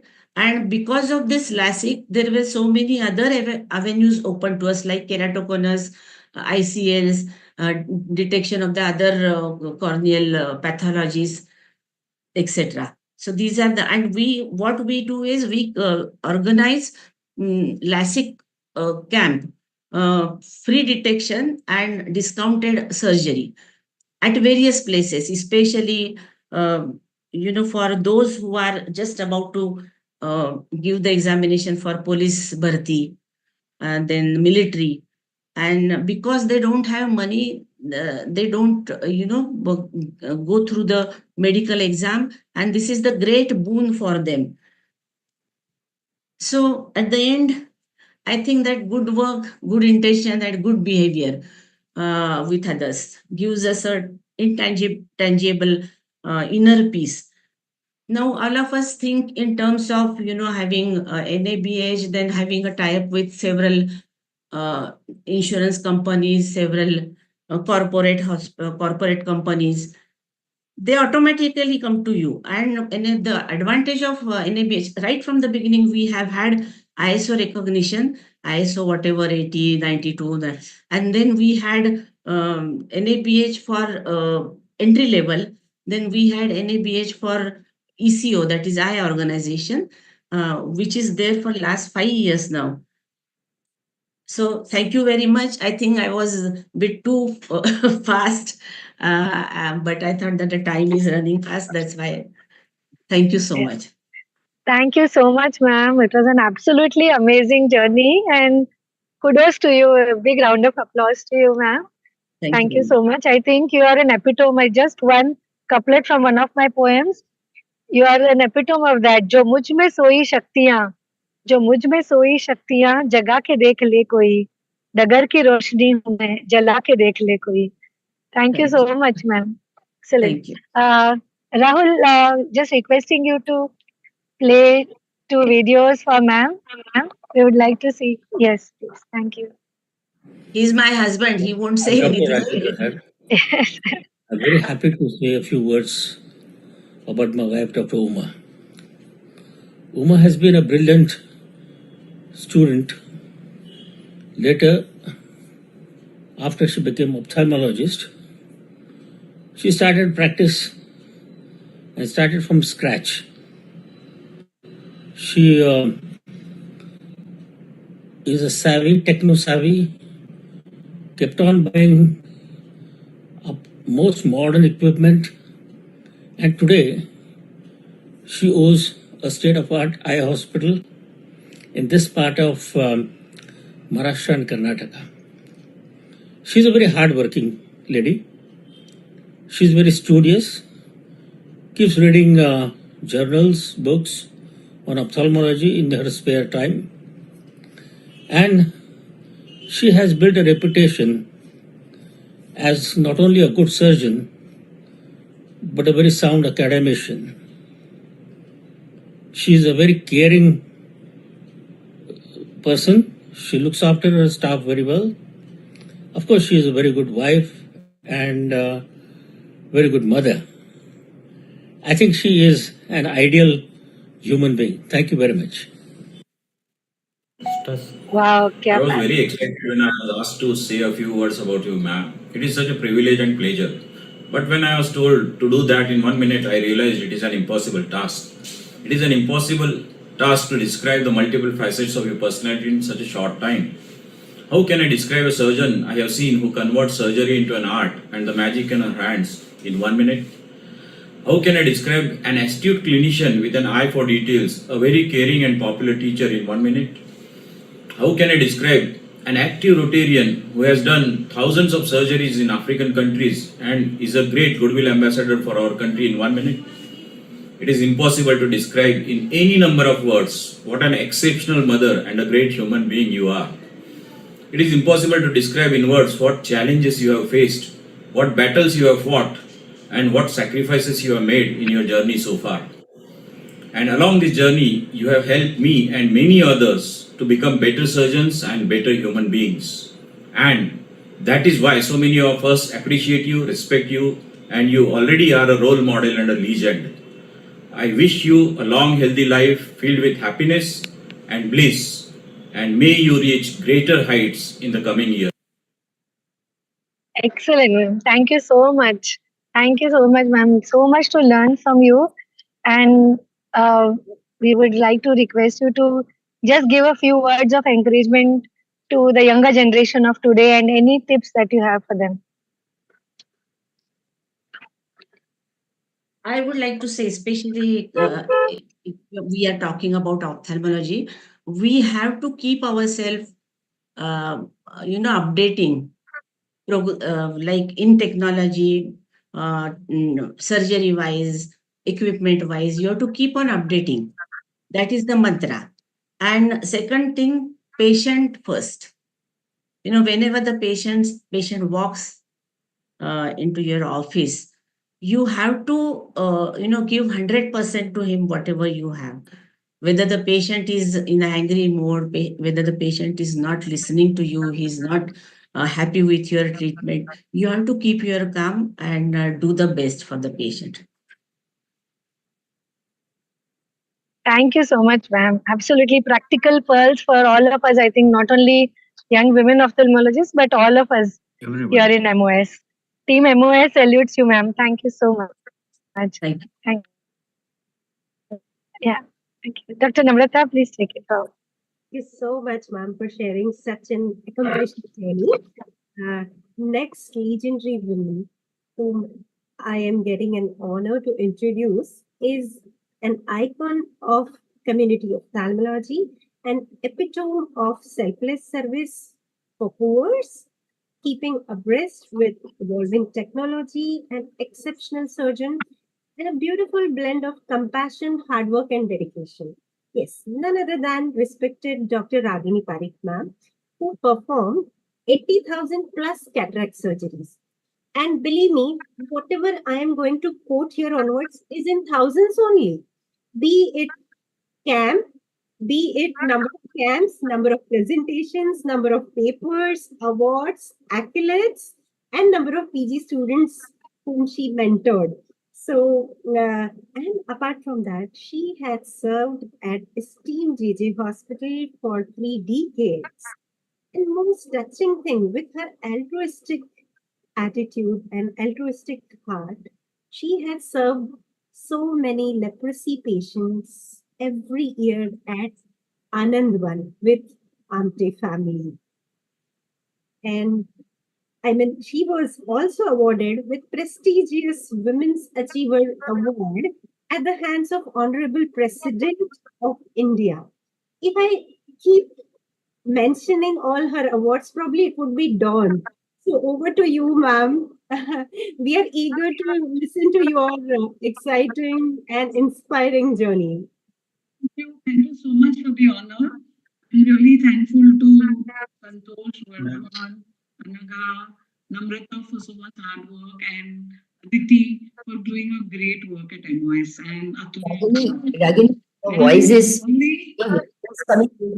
Ragini, I really pay my respect to all the women legends here today who have Ma'am, been voice is not audible properly. Means it's a little bit changed. If you can increase volume or be close to speaker. Okay, just a minute. Or use my voice is not clear. Now it's better. Now it is better, ma'am. Yeah. It's better? Okay. So, Closer. so I'm really inspired by all the legends here today. Lovely, inspiring stories. I'll share some part of something about me. And can you see my screen? Yes. Okay. So, just a minute. I think.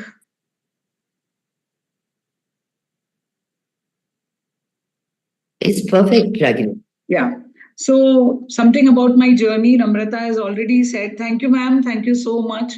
So I am now the director of Manorama Netralaya, which is the hospital in my mom's name. I have done 85,000 surgeries. Yesterday, sir was counting, so it is somewhere around 80,000, 7,000 and something, but this is a safe figure. This is what I have done so far, which is probably the highest amongst all the lady surgeons in Maharashtra at least, which includes advanced phacoemulsification, SICS, ECC, and like all of you have done anterior segment surgeries, we had squint cams also. So I have done squint, ptosis, lid surgery. Still, all our specialists came in, and sac surgeries also. So we used to sit one day and finish lots of DCT surgeries, lots of squints in summer. So that is what our life has been. So there was a TV program where I was invited, Abke Baras Mujhe BTI Dijo. And from there, this thing came about the Honorable President's Medal. And it was something very big in my life because there were 100 women from India. There were only 5 from Maharashtra, and I was the only doctor. And after that, there have been lots of awards. My biodata is a thick textbook, so I can't talk in 15 minutes. But few of the awards which I've highlighted is from Maharashtra, the Athavle Award, the Lakhanpal Award at Chandigarh, the Vidarbha Nilima Paude Madam Award, Savitribai Phule Award I have got 2-3 times by different organizations. And there's a joke that I would like to share. Every time I went to take the Savitribai Phule Award, sir would be with me, and once or twice he was asked to give a speech because he was with me. And he would always go and tell them that you are giving her a wrong award. She's been such a fighter all her life. You should have given her Rani of Jhansi award. Every time he has said this, But I have had the honor. I got the J. Agarwal Gold Medal at IRSI. I have got around more than 100 awards, all for the community work that has been done all over the years. The APO Community Award 2 years back during the COVID. And from college, I got the best lecturer, best associate professor, best professor award. So I think the awards keep on coming. I got one last month in Mumbai, again, the Seva Award by Ashish Ji Shelar. So I'm happy, and it is an encouragement to me. So I'm the scientific chairperson of the BOA for many years. As we all know, after the AIOS, it is now the second largest conference in India. I was the president of BOA. I have worked in BOA as all capacities, like, wherever there is someone needed. I was the president of IIRSI, and I thank Dr. Amar for it.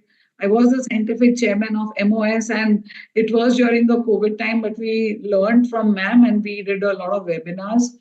I was a teacher, so examiner everywhere for fellowships, inspector, LIC, and lots of other things in my life. This is my soul work. Uh, when I joined JJN with Lane sir, he was doing a lot of camps, and this became my life. We used to do one camp from 96, 97. We used to go to Uran and all. But Dr. Khanvilkar sir, who was a minister at Kolhapur, called us, and he said you have to do one camp every month. And then started my camp journey of these huge numbers. So operative and OPD milke maybe more than 600 camps. I have worked in every district in Maharashtra. I have traveled almost every road in Maharashtra from Bhamragad, the Chhattisgarh border, there to Jalgaon, Dhadgaon, and to Molgi. Now, Molgi is a place in Satpura Mountains where they don't even speak our language. They have not seen the world till Gavit sir exposed them. Then downstairs in Kolhapur up to Gagan Bauda, and I'm so happy. Melghat, Anandvan, Gadchiroli, Nandurbar, every district you name it, like Western Maharashtra, it's Chiplun, Ratnagiri, Sindhudur, Goras, you name it, and I have been there and I have worked there. So I have operated and I've organized the camps. I have not only operated, but we sent a truck load. Like the truck consists of sometimes 2,500 drapes, 10,000 syringes, each of 5 cc. So all this supervised, packed, checked. So we used to work before and after the camp also. So Honorable Baba was my inspiration when I started working at Anandvan. My first camp was on the day there was an earthquake at Kutch. And when I met him, I was extremely inspired by him and he was so loving towards me. And sometimes, when I did my first 100 and all, he would look at me and he said, today is a good day, Ragini. And I didn't know how he would know all these things. So I worked in Anandvan for 18 years. We started Anandvan with 173 surgeries and we went up to 2,000 surgeries per camp. It was very tough on me. I was a thin girl. My feet would swell. I had very bad PCOD for which I got operated. People would shout at me because there would be blood all over my seat when I got up. But I kept on working and it had been very, very tremendously fruitful. After Sir, I've operated the largest number of leprosy patients. As you know, they are very difficult. We started SICS and FACO in them, reducing the number of complications. And in JJ, like on Saturdays, there used to be an HIV OPD all over Mumbai and Maharashtra. People would be shunted, not operated. So I have operated the largest number of HIV positive and HBsAg positive patients. On Saturday, we had a separate machine. I would sit and do 4 or 5 at a time so that they would not be neglected or shunted out. And that has been a good thing in my life. As you know that I have studied at Government Medical College, Grand Medical College, Mumbai. So everything from Mumbai except for 1 year at Rajawadi. I was a faculty for 29 years and I retired as a professor and head. I have to say that under Sir's guidance, the time that I was professor and head, we were number 1 in Maharashtra and in the top 5 regional institutes in everything, in teaching and everything. So I've trained more than 200 PGs, 250 UGs every year, trained nurses, ophthalmic officers, ophthalmic surgeons, and whoever came to us to learn. During Salil's time, when Sir was the president, we conducted SICS and FACO workshops all over Maharashtra, and sometimes they still meet us and they tell us that we operated our mother after we did the workshop with you. We taught the JJ method of large volume cataract surgeries all over and we innovated it. I have been a faculty for all state, national important conferences, and I have demonstrated the highest number of live FACO and SICS surgery as a lady surgeon from Maharashtra in all over India, I think till today. And I've presented at AAO, Bascom Pama, which is Vardhman's favorite institute. He loves it. And Russia and Egypt too. So what we innovated was a unique badge system, which is very good because we used to do large volume surgery. So there would be no mistake with the eyes. All the patient's data would be there. And that has really helped a lot of people. We were the ones who set in OT protocols after a lot of endophthalmitis and we sent circulars and we conducted workshops. Infection control is my favorite topic and I can still talk about it for hours together. Guidance for consumer cases during our time, we can say that, we took a lot of care and preparations of new OTs. We've always gone, supervised and guided. I've been invited as a guest for numerous TV and radio shows, and I've been honored at functions all over Maharashtra. I love art in all forms. Not many people know that I'm a complete ophthalmologist. Ophthalmologist is my life. But if I had not been an ophthalmologist, I wanted to be a gynecologist, which my mother objected to because being a Jain, she didn't want me to do gynac and do abortions. And when I took ophthal, my grandfather was going blind and he died 10 days before my MBBS exam. And he wanted me to do something about his eyes. So maybe that was his dream come true. I have the largest collection of self-made intricate Kathiawadi embroidery. I know everything in art. From calligraphy, I took classes in fast reading and memory efficiency. That is why everybody says that I have the greatest memory. From American Academy, Warli, fabric painting, pottery, cooking, beauty classes, you name it, and I know it. So it was the vacation time and it was a fun time. I'm an English language student, but unfortunately, I couldn't take my hobby further. I've written a book on Sir, which has got to be published. I'm fluent in Jain scriptures of a very high level and I know them by heart. So this is some different part of my life. So my main passion is to work in rural Maharashtra. I worked in Madhya Pradesh, Gujarat too. And so this is something about my rural life and the rural experience that I want to share with you. This is JJ Hospital, which is an old institute, and this is the old building, which is a part of my past life now. And it was so how it started. We would do one camp a year. It was like a picnic. I was a Mumbai girl, and we would go out, and sir would, take us to the fields, and we used to eat watermelons and corn. And so it was started like a picnic when it will be very small amount of surgeries. I was going to Parbhani and I said, I want a washroom. Our car broke down and there was no washroom. That was the first time I went and fertilized the fields using those as the washroom. Dogs started barking and I ran. So I'll never forget that in my life. So why rural surgery? Because they do not reach us. They are scared of us. Some parts like Pune and all have a lot of concentration of NGOs, but there are so many tribal belts where there is no access, and that is why you have to do rural surgery. What is our ethics? That you have to treat every patient with care. They have to get 100% result. There should be no experimentation and quality, accountability, total involvement, total follow-up. So they are not camps, but they are high volume institutional surgeries. So we have a fixed day so patient can come without, even if they are illiterate. You can see so much work. We have worked with a lot of NGOs who have worked with us and helped us with all this. All this transportation and aseptic precautions is important. We have traveled by trains. I have traveled in very bad circumstances. I have stayed in very bad rooms. And I have I've eaten in 10 rupees wala thali khanawal also just to do this work. So patients are screened, selected for surgery, guided or referred to JJ Hospital. So each and every patient is screened and identity card is very important. So this is a picture of Anandvan, as you can see, where thousands and thousands of patients wait for our camps. And this is the picture of the actual OPD. These are the lines. This was at Pathardi, and these are the lines of the patients. This is patients waiting even in the night for us to examine. And these are the type of patients who come to us: children, mature, hyper mature, cataract, leprosy patients.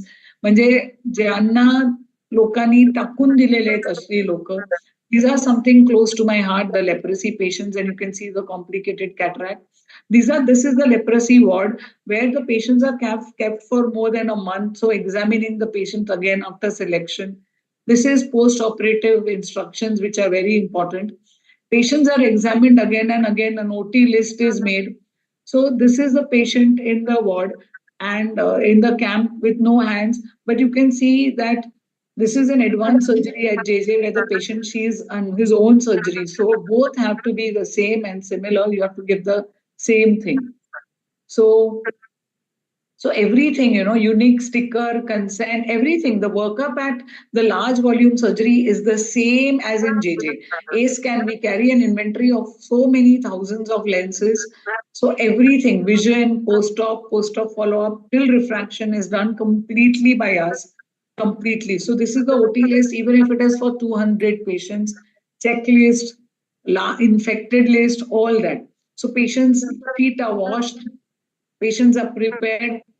If you can see the OT leggings, it is like a advanced OT with complete microscope with everything. So it is not a substandard or a non-institutional OT. This is the record maintenance. As you can see, stickers are being put. So there are different teams, there are lots of people and lots of teams working: examination, admission, fitting, food, volunteer, injection team, dilatation team, operating team, assisting team. So basically, it is not me or sir. It was a huge volume of people, so many people who came together, people whose names are not known, people whose names are not famous, but together everybody achieved more. So I even today in my private, I have more than 20 cataract surgery sets or 25, even though I started 2 months back. So you should have enough, and everything should be disposed of or autoclaved. So that is very, very important. Second day dressings, the surgeon should be available, post-operative instruction should be given, and everything should be done properly. As you can see, this is the patient reading his own post-operative instructions in his dialect.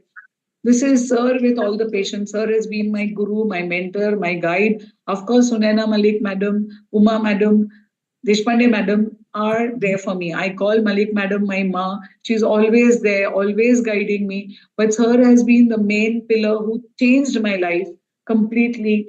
And from one cataract surgery to 100 per day. My first 100 was in Kolhapur, in Ratnagiri, when I was scared to do those 100, but everybody had determined that I'm going to do it. So, Sir has been the sculptor who sculpted me into the surgeon I am today. So, as you can see, happy patients going home. So, I can do around 100 to 120 suture-less surgeries, but it is not the number. I'm very particular that every patient should be perfect. And I can do around 50, 70 phacos in a day. I have the record of operating. So this list is wrong. So as you can see with Baba, and Baba is so happy and I'm so happy with him. There have been so many inspirations and I didn't have the time to update my presentation. So Khanvilkar sir, I started my journey with him, and Lata Didi, that's why his photo will always be a part of my life. So excellence is never an accident. This is what I believe. I am very strict upon myself. I expect so much from myself because as far as the eye is concerned, it is only 100%. And like Pradhan madam said, that you have to put your patient at the top of everything. For me, my patient means everything. So last year when I left JJ, something was written about me and they thought that it was bad. But what they had written is that she loves her patient so much that she is there from 7 o'clock to 10 o'clock and we have to work so much. So I said, this is not something degrading. You have given me the biggest award that I wanted in my life. So what after JJ? Now JJ, it became a turning point in my life when I had to leave JJ. Out of all the things that were said, what I actually left JJ was for because the patients were put last. There were lots of criminal things being done, unethical things being done, false sugars being put, false ECGs being done. So we decided to leave. So after JJ, what? We were working in MADA for 13 years. So we run a charitable hospital there. We have done camps. The last year I used to operate Saturday, Sunday and look after my parents because now they really need me. With her, my parents remain at the top because it is their dedication and sacrifice because of whom I can do so much work, and at Mumbai. And then a private setup. Manorama Netralaya, I'm sorry I couldn't put the photos. It was inaugurated by Honorable Devendraji Fadnavis on the 25th of June this year.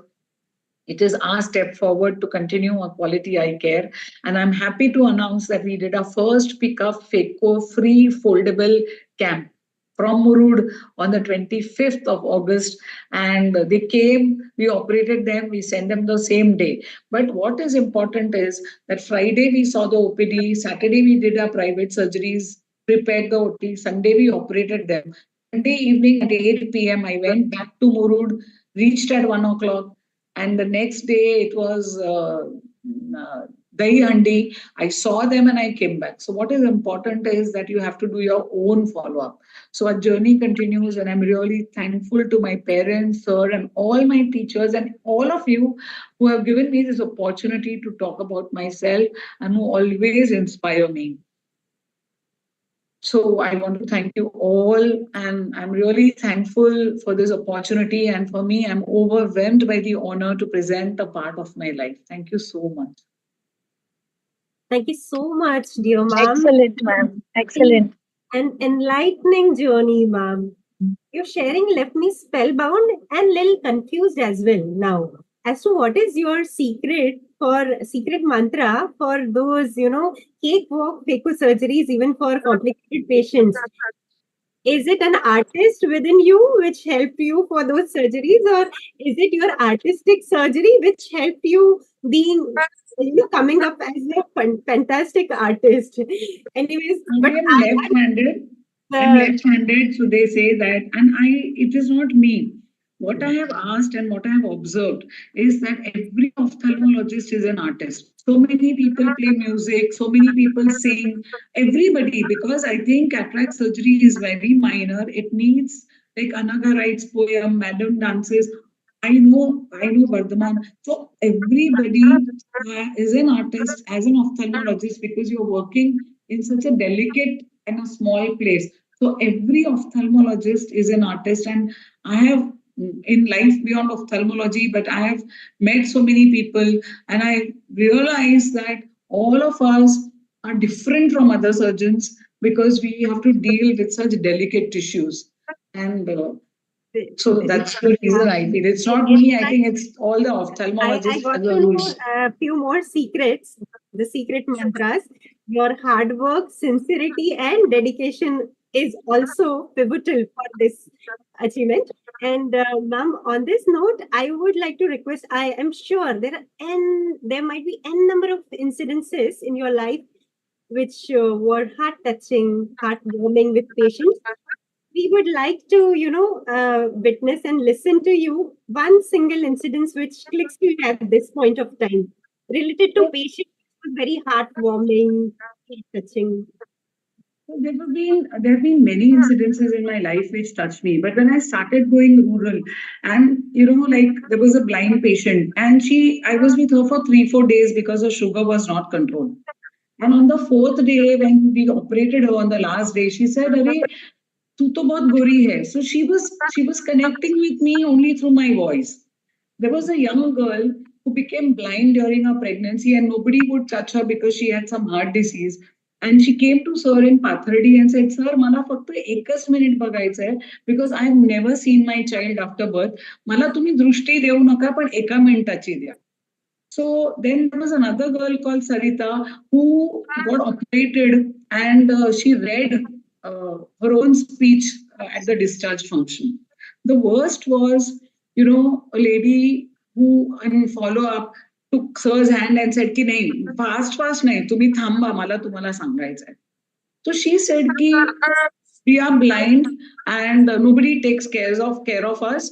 So आम्ही खात नाही काय, कारण मग संडास जावं लागतं आणि संडास थांबवू शकत नाही. पण आमचे घरचे म्हणतात की तुम्ही थांबा, आणि आम्ही काय घाण केला तर आम्हाला मारलं जातं. आणि आता मी एकटी आली आहे काठी घेऊन. So the human dignity suffers. I have seen so much poverty. I have seen people at a camp at Anandwan, she used to come just to eat and disappear and never get operated. I had never seen so much poverty in my life. And I have started Manorama because it is close to my home and all, but my heart will always be with the rural work that I have done, which I'll continue to do. There are so many incidences at every camp that people wonder that I'm doing number of surgeries for the volume. At 4 o'clock, 3 o'clock one morning at Nandurbar, I was extremely tired and crying. Gavit sir was there. And I told sir, what am I doing? Why am I doing this? I'm a Gujarati Jain girl. I would have married to a Hirawala, had a Mercedes, 2.5 children, have a private hospital and be happy. But they were so poor, they are so thin, and they are blind. Sir tells me ki tu 1 तास जास्त operation कर, पाणी मार, काहीतरी कर, तर तुझे 7 आणि माझे 7, 15 पेशंटला दृष्टी मिळेल. So, and if we try to send those patients home, they run after me. Even in JJ, supposing we had 120 capacity, so I had to run away from the OPD because they would follow me, please admit kara, please admit kara.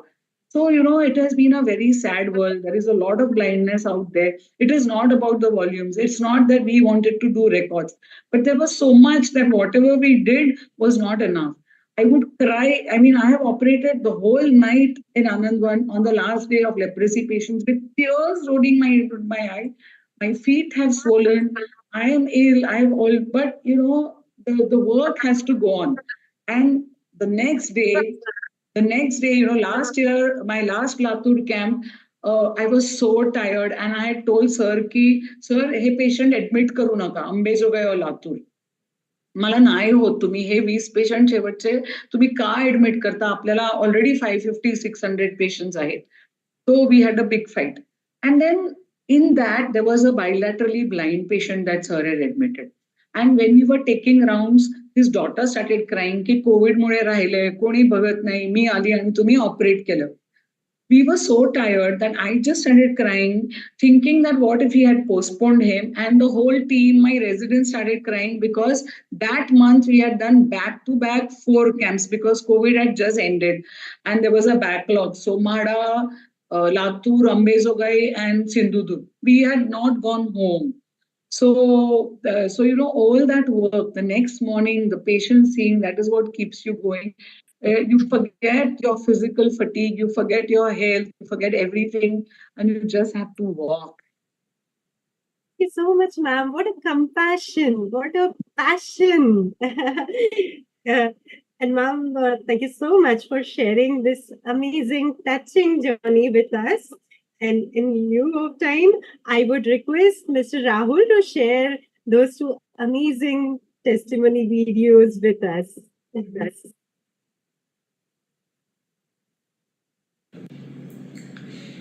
It gives me great pleasure to speak these few words about my dear mentor and teacher, Professor Dr. Ragini Parekh. There was an American movie on a compassionate doctor called Patch Adams, in which there is a dialogue. You treat a disease, you win or you lose, but you treat the patient and you always win. Dr. Ragini Parekh is a classic example of both scientific and a compassionate doctor par excellence. Her contribution to the field of ophthalmic community work is immense. The model that she has followed of doing eye camps and ophthalmic community work is a case study on its own, and just by following that model, the future generations will be successful in carrying out fantastic ophthalmic community work.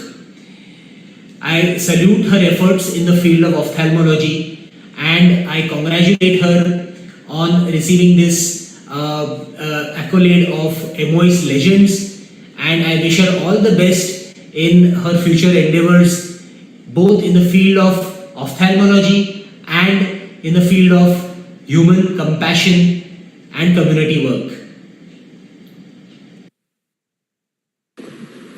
Namaskar. I am very happy to say something about Ragini. Ragini and myself were working together. Today, 30 years we have completed. Dr. Ragini is an excellent surgeon, excellent human being, and she has cried for her patients, she has cried for her students. She is very good. She always thought of welfare of the patient and welfare of the student. She is instrumental in doing 6 camps all over Maharashtra, and everything, so many things she organized for the patient, and everything disposable she started. Also the method of the JJ hospital, and because of that no infection is happening all over. We have operated near about 1,30,000 cases because of her in the camp, and examined 50 lakhs patients in the camp. She has visited each and every place of Maharashtra, and she has operated. She is the only surgeon who has operated more than 100 cases, more than 100 times in every camp. She is very warm towards the patient, very warm towards the students and colleagues.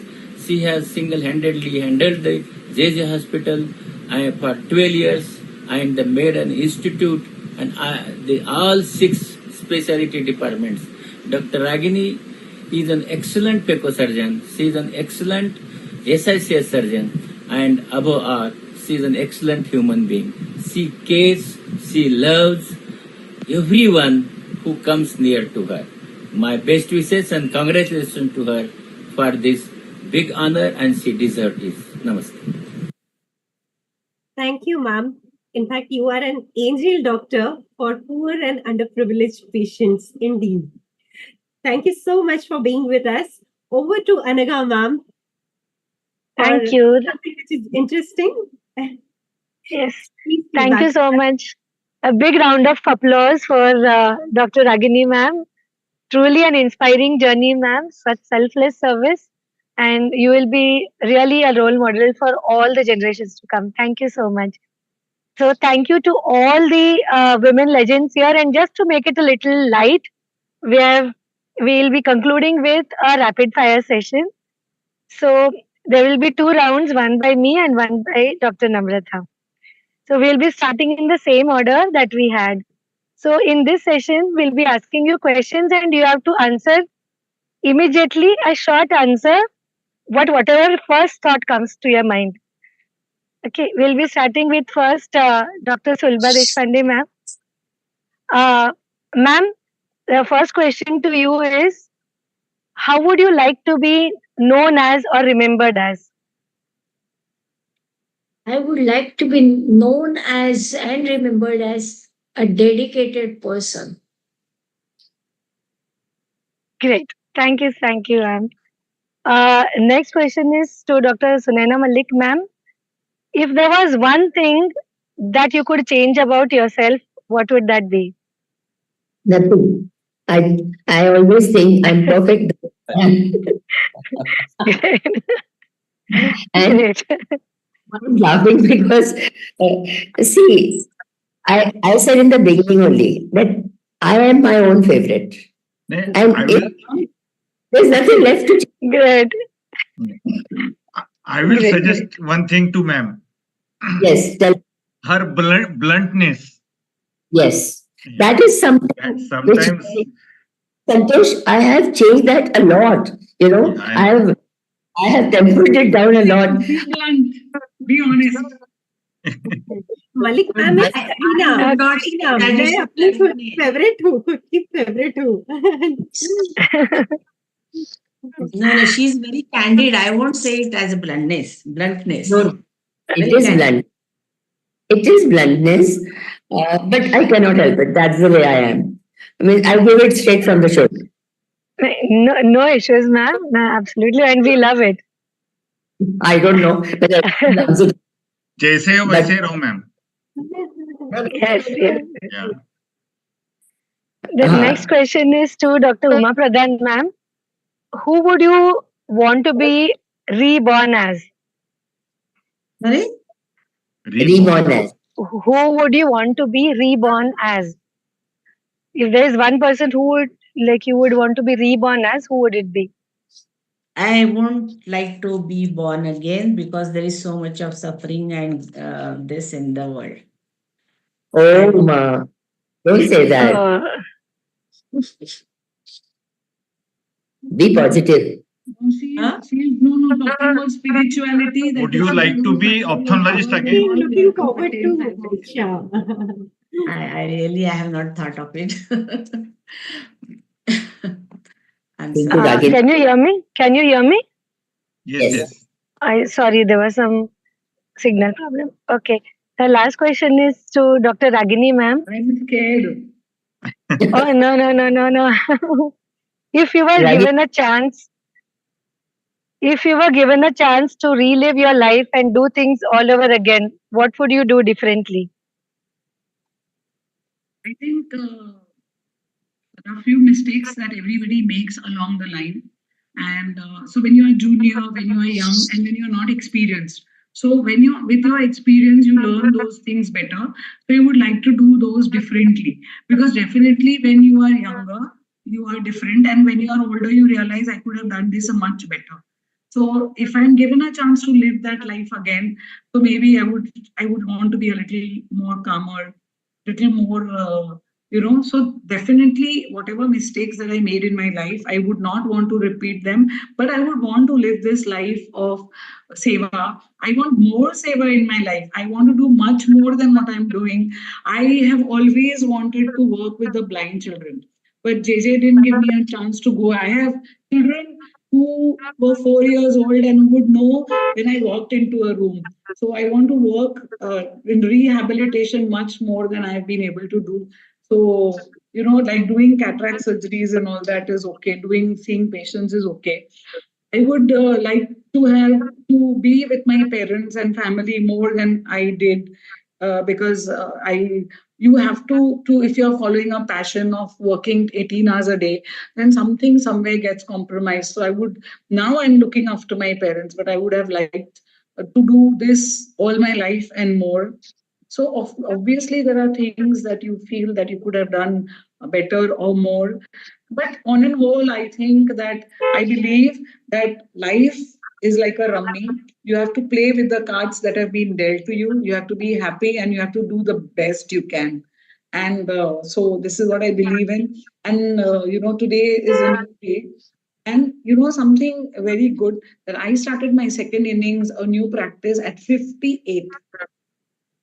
So, and Absolutely. Congratulations, what's ma'am. Best wishes brilliant always. about the lovely, you can see my cabin and this beautiful clinic that I'm sitting in. So I think that, so overall, I think that we learn as women, what taste hokare pahunchti hai, but life goes on and it's always happy. As long as your family, your parents, your friends are with you, those matter the most, and life is happy. The rest come and go. Thank you. Thank you so much, everyone. Over to you, Namrata. Thank you so much. And now it's a time for common question to all four, but with sequence and answer in one word or two words at the max. So, ma'am, I would like to know who is lady non-ophthalmologist icon of your life? Sulabha, ma'am. Lady ophthalmology. No, lady non-ophthalmologist, lady icon of your life. Non-ophthalmologist, ma'am. Non-ophthalmology. It's my mother. Oh, Yeah, very nice. Sunaina, It's my ma'am. mother. My grandmother, strongest lady I've ever met. And I think she taught me to be what I am today. Uma, ma'am. I can't think of right now. Ragini, ma'am. I get inspired by lots of women, I take good things from everybody I meet, from my patients, my people who work for. So everybody teaches something me in my life, but my mother, of course, has been a big factor, and she has sacrificed a lot for the family and everybody. So she remains something big in my life. Thank you so much. And one more quick question. If given an opportunity, any one thing which you are looking forward to fulfill your bucket list? Anything. Sulabha, ma'am? Learning music. Great. Sunaina, ma'am? Me? You want me to answer? I have a long bucket list. So one thing from bucket list. I know you are a zealous person, so it would be very long bucket list. okay. I want to do skydiving. Great. Which my son tells me at your age. So I tell him what's age got to do with it. Wow. Cool. Uma, ma'am. On that line, I would like to do paragliding, but I want to learn singing also. Ragini, ma'am. I love traveling. I keep traveling, so I would continue. I would love to continue traveling to new places. So I am traveling all the time. So I would like to continue to do so and explore new places. And what I would actually want to do, I started doing this year, is to do solo travel. Wow. Yes. Now, I'm pretty sure that age is just a number. All of you young ladies, I would say, young legendaries, young at heart, You do have ageless body and, timeless mind. And, so very inspiring. We are honored to have all of you here for today. Over to you, Vardhaman. Thank you, everyone. Thank you, Vardhaman. Thank you, Santosh sir. Thank you, Emma. Thanks a lot. Very well conducted. Thank you so much. To all of you. Thank you. Let Thank travel. you so much. And Thank my you, regards Unika ma'am. to all the senior teachers. All of you, congratulations to everyone. Because she's been my teacher Thank you. and inspired me a lot. The And love she said that and now she's time for her to sit back. I disagree. Ma'am, you can never sit back. You have to keep on going forward. How can you sit back? To No. me. Yes. Oh, I'm not sitting back, but I'm giving chance to others to do. Great. They give- can follow. Yeah. Don't leave ophthalmology ever. Never. I cannot. I have to work. Yes, true. Because And if if you come back to Nagpur, you would see our new hospital now. It's under construction. I'll come, I'll come. Wow, great. Thank you so much, Dr. Anaga and Dr. Thank Namrata. you. You have taken so much of effort and so beautifully conducted. It was mesmerizing. I could not, I think, even I was afraid to miss a blink because I could actually want to gather everything that was said, and it was such a mesmerizing journey. And to all these trailblazing women legions that we have, we truly offer our deepest gratitude for sharing their life story with us today.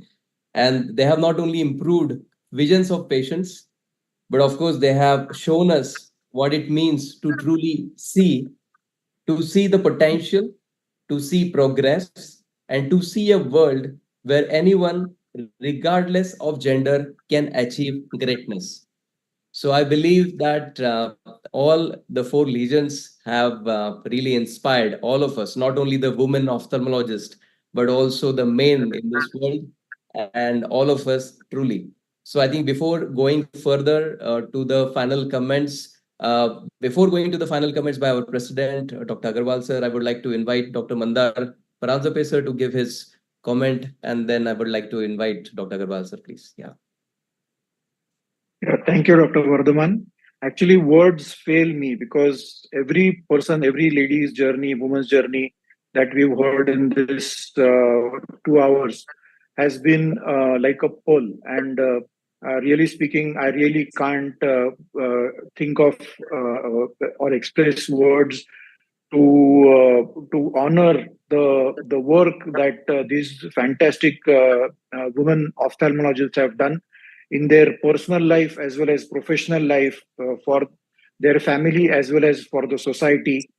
And it is truly amazing, truly inspiring. And as you said, it is not only inspiring for the ladies, but it is more so inspiring for us as well, for men as well, because these four ladies, who I think are representatives of many more amongst us, have shown the power of multitasking and shown the power of organization, shown the power of planning, and so many other virtues that come to mind. And it is truly a fantastic 2 hour session that we've had. I congratulate each one of you for your fantastic life journey. And I wish all of you great health, happiness for you and your family, so that you keep on serving and doing the good work that you have been doing for so many decades. Thank you so much. Vardhaman, Santosh speaks. I'd like to hear from Aditi because she's the youngest here. Ma'am, So she's going to speak also. Yes, of course. I think Aditi, please. Aditi is going to give a comment and then vote of thanks. But I'll I think break here and ask Aditi for her comment and then go to Dr. Agarwal. Yes, over to Aditi.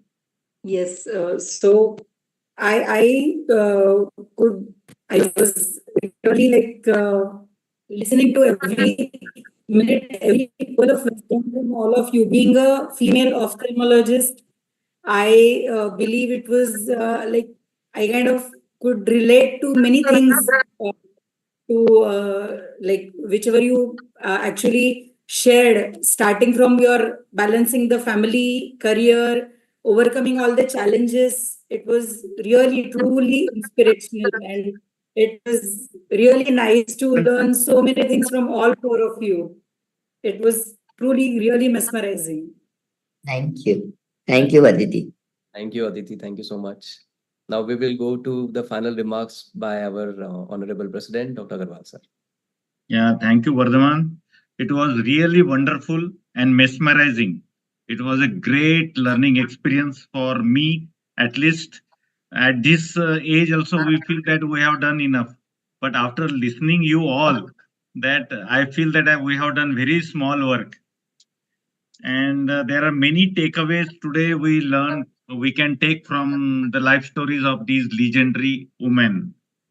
They have done such a huge work, and so many they obtained the accolades in their life. Still they are very humble, enthusiastic, and they desire to work more and more. They want to learn at this age also. Hats off to you all, ma'am, and thank you from my bottom of heart that you have spared your invaluable time for MOS, and our next generation will definitely learn from you, and they will this navigate their life also in the same manner. Thank you so much, and thank you Anagha and especially Namrata for conducting this session Thank in a you. very beautifully. Thank you so Thank much. you. Thank you. Thank you so much, Dr. Santosh, Dr. Vardhaman. Thank you, Dr. Deshpande ma'am, Malik ma'am, Pradhan ma'am, Dr. Ragini ma'am, for this wonderful opportunity to interact with you all. Lots of learning and keep inspiring as always. Thank you. Yeah.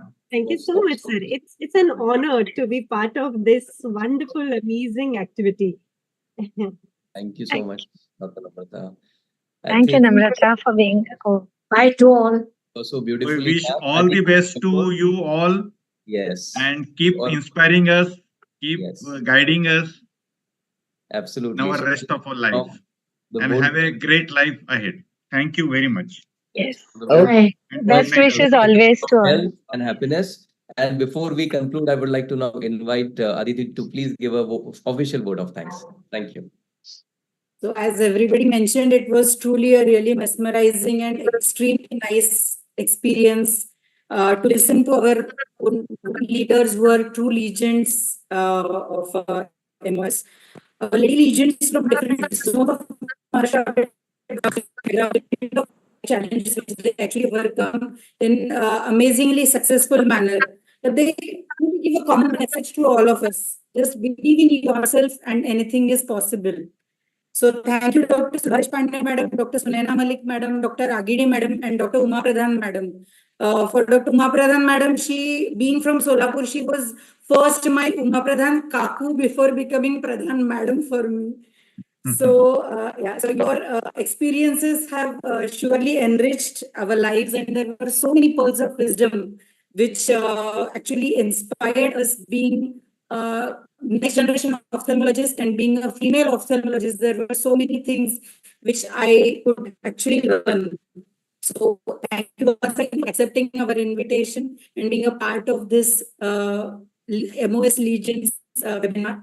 I would like to thank Dr. Anagha madam and Dr. Namrata Kabra madam for moderating the session so well to make it so lively and interactive. Thank you so much. Once clap for I them, would like to both of them. Yeah. thank you, sir. Absolutely, moderator, and very nice. Thank you. We are so thankful to both of them. Yeah.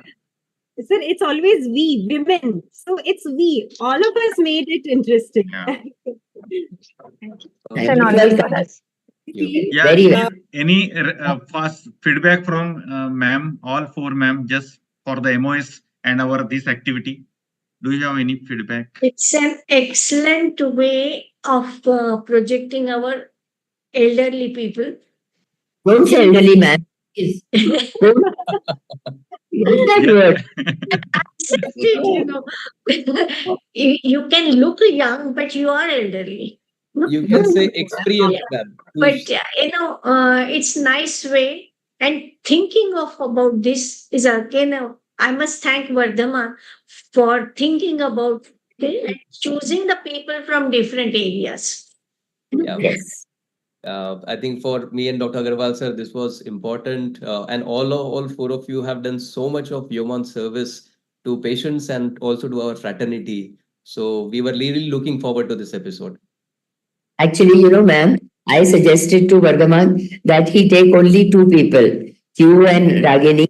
Uma and I would opt out because I felt it would become too crowded. But then Santosh was not in a mood to listen at all. So finally, he convinced me.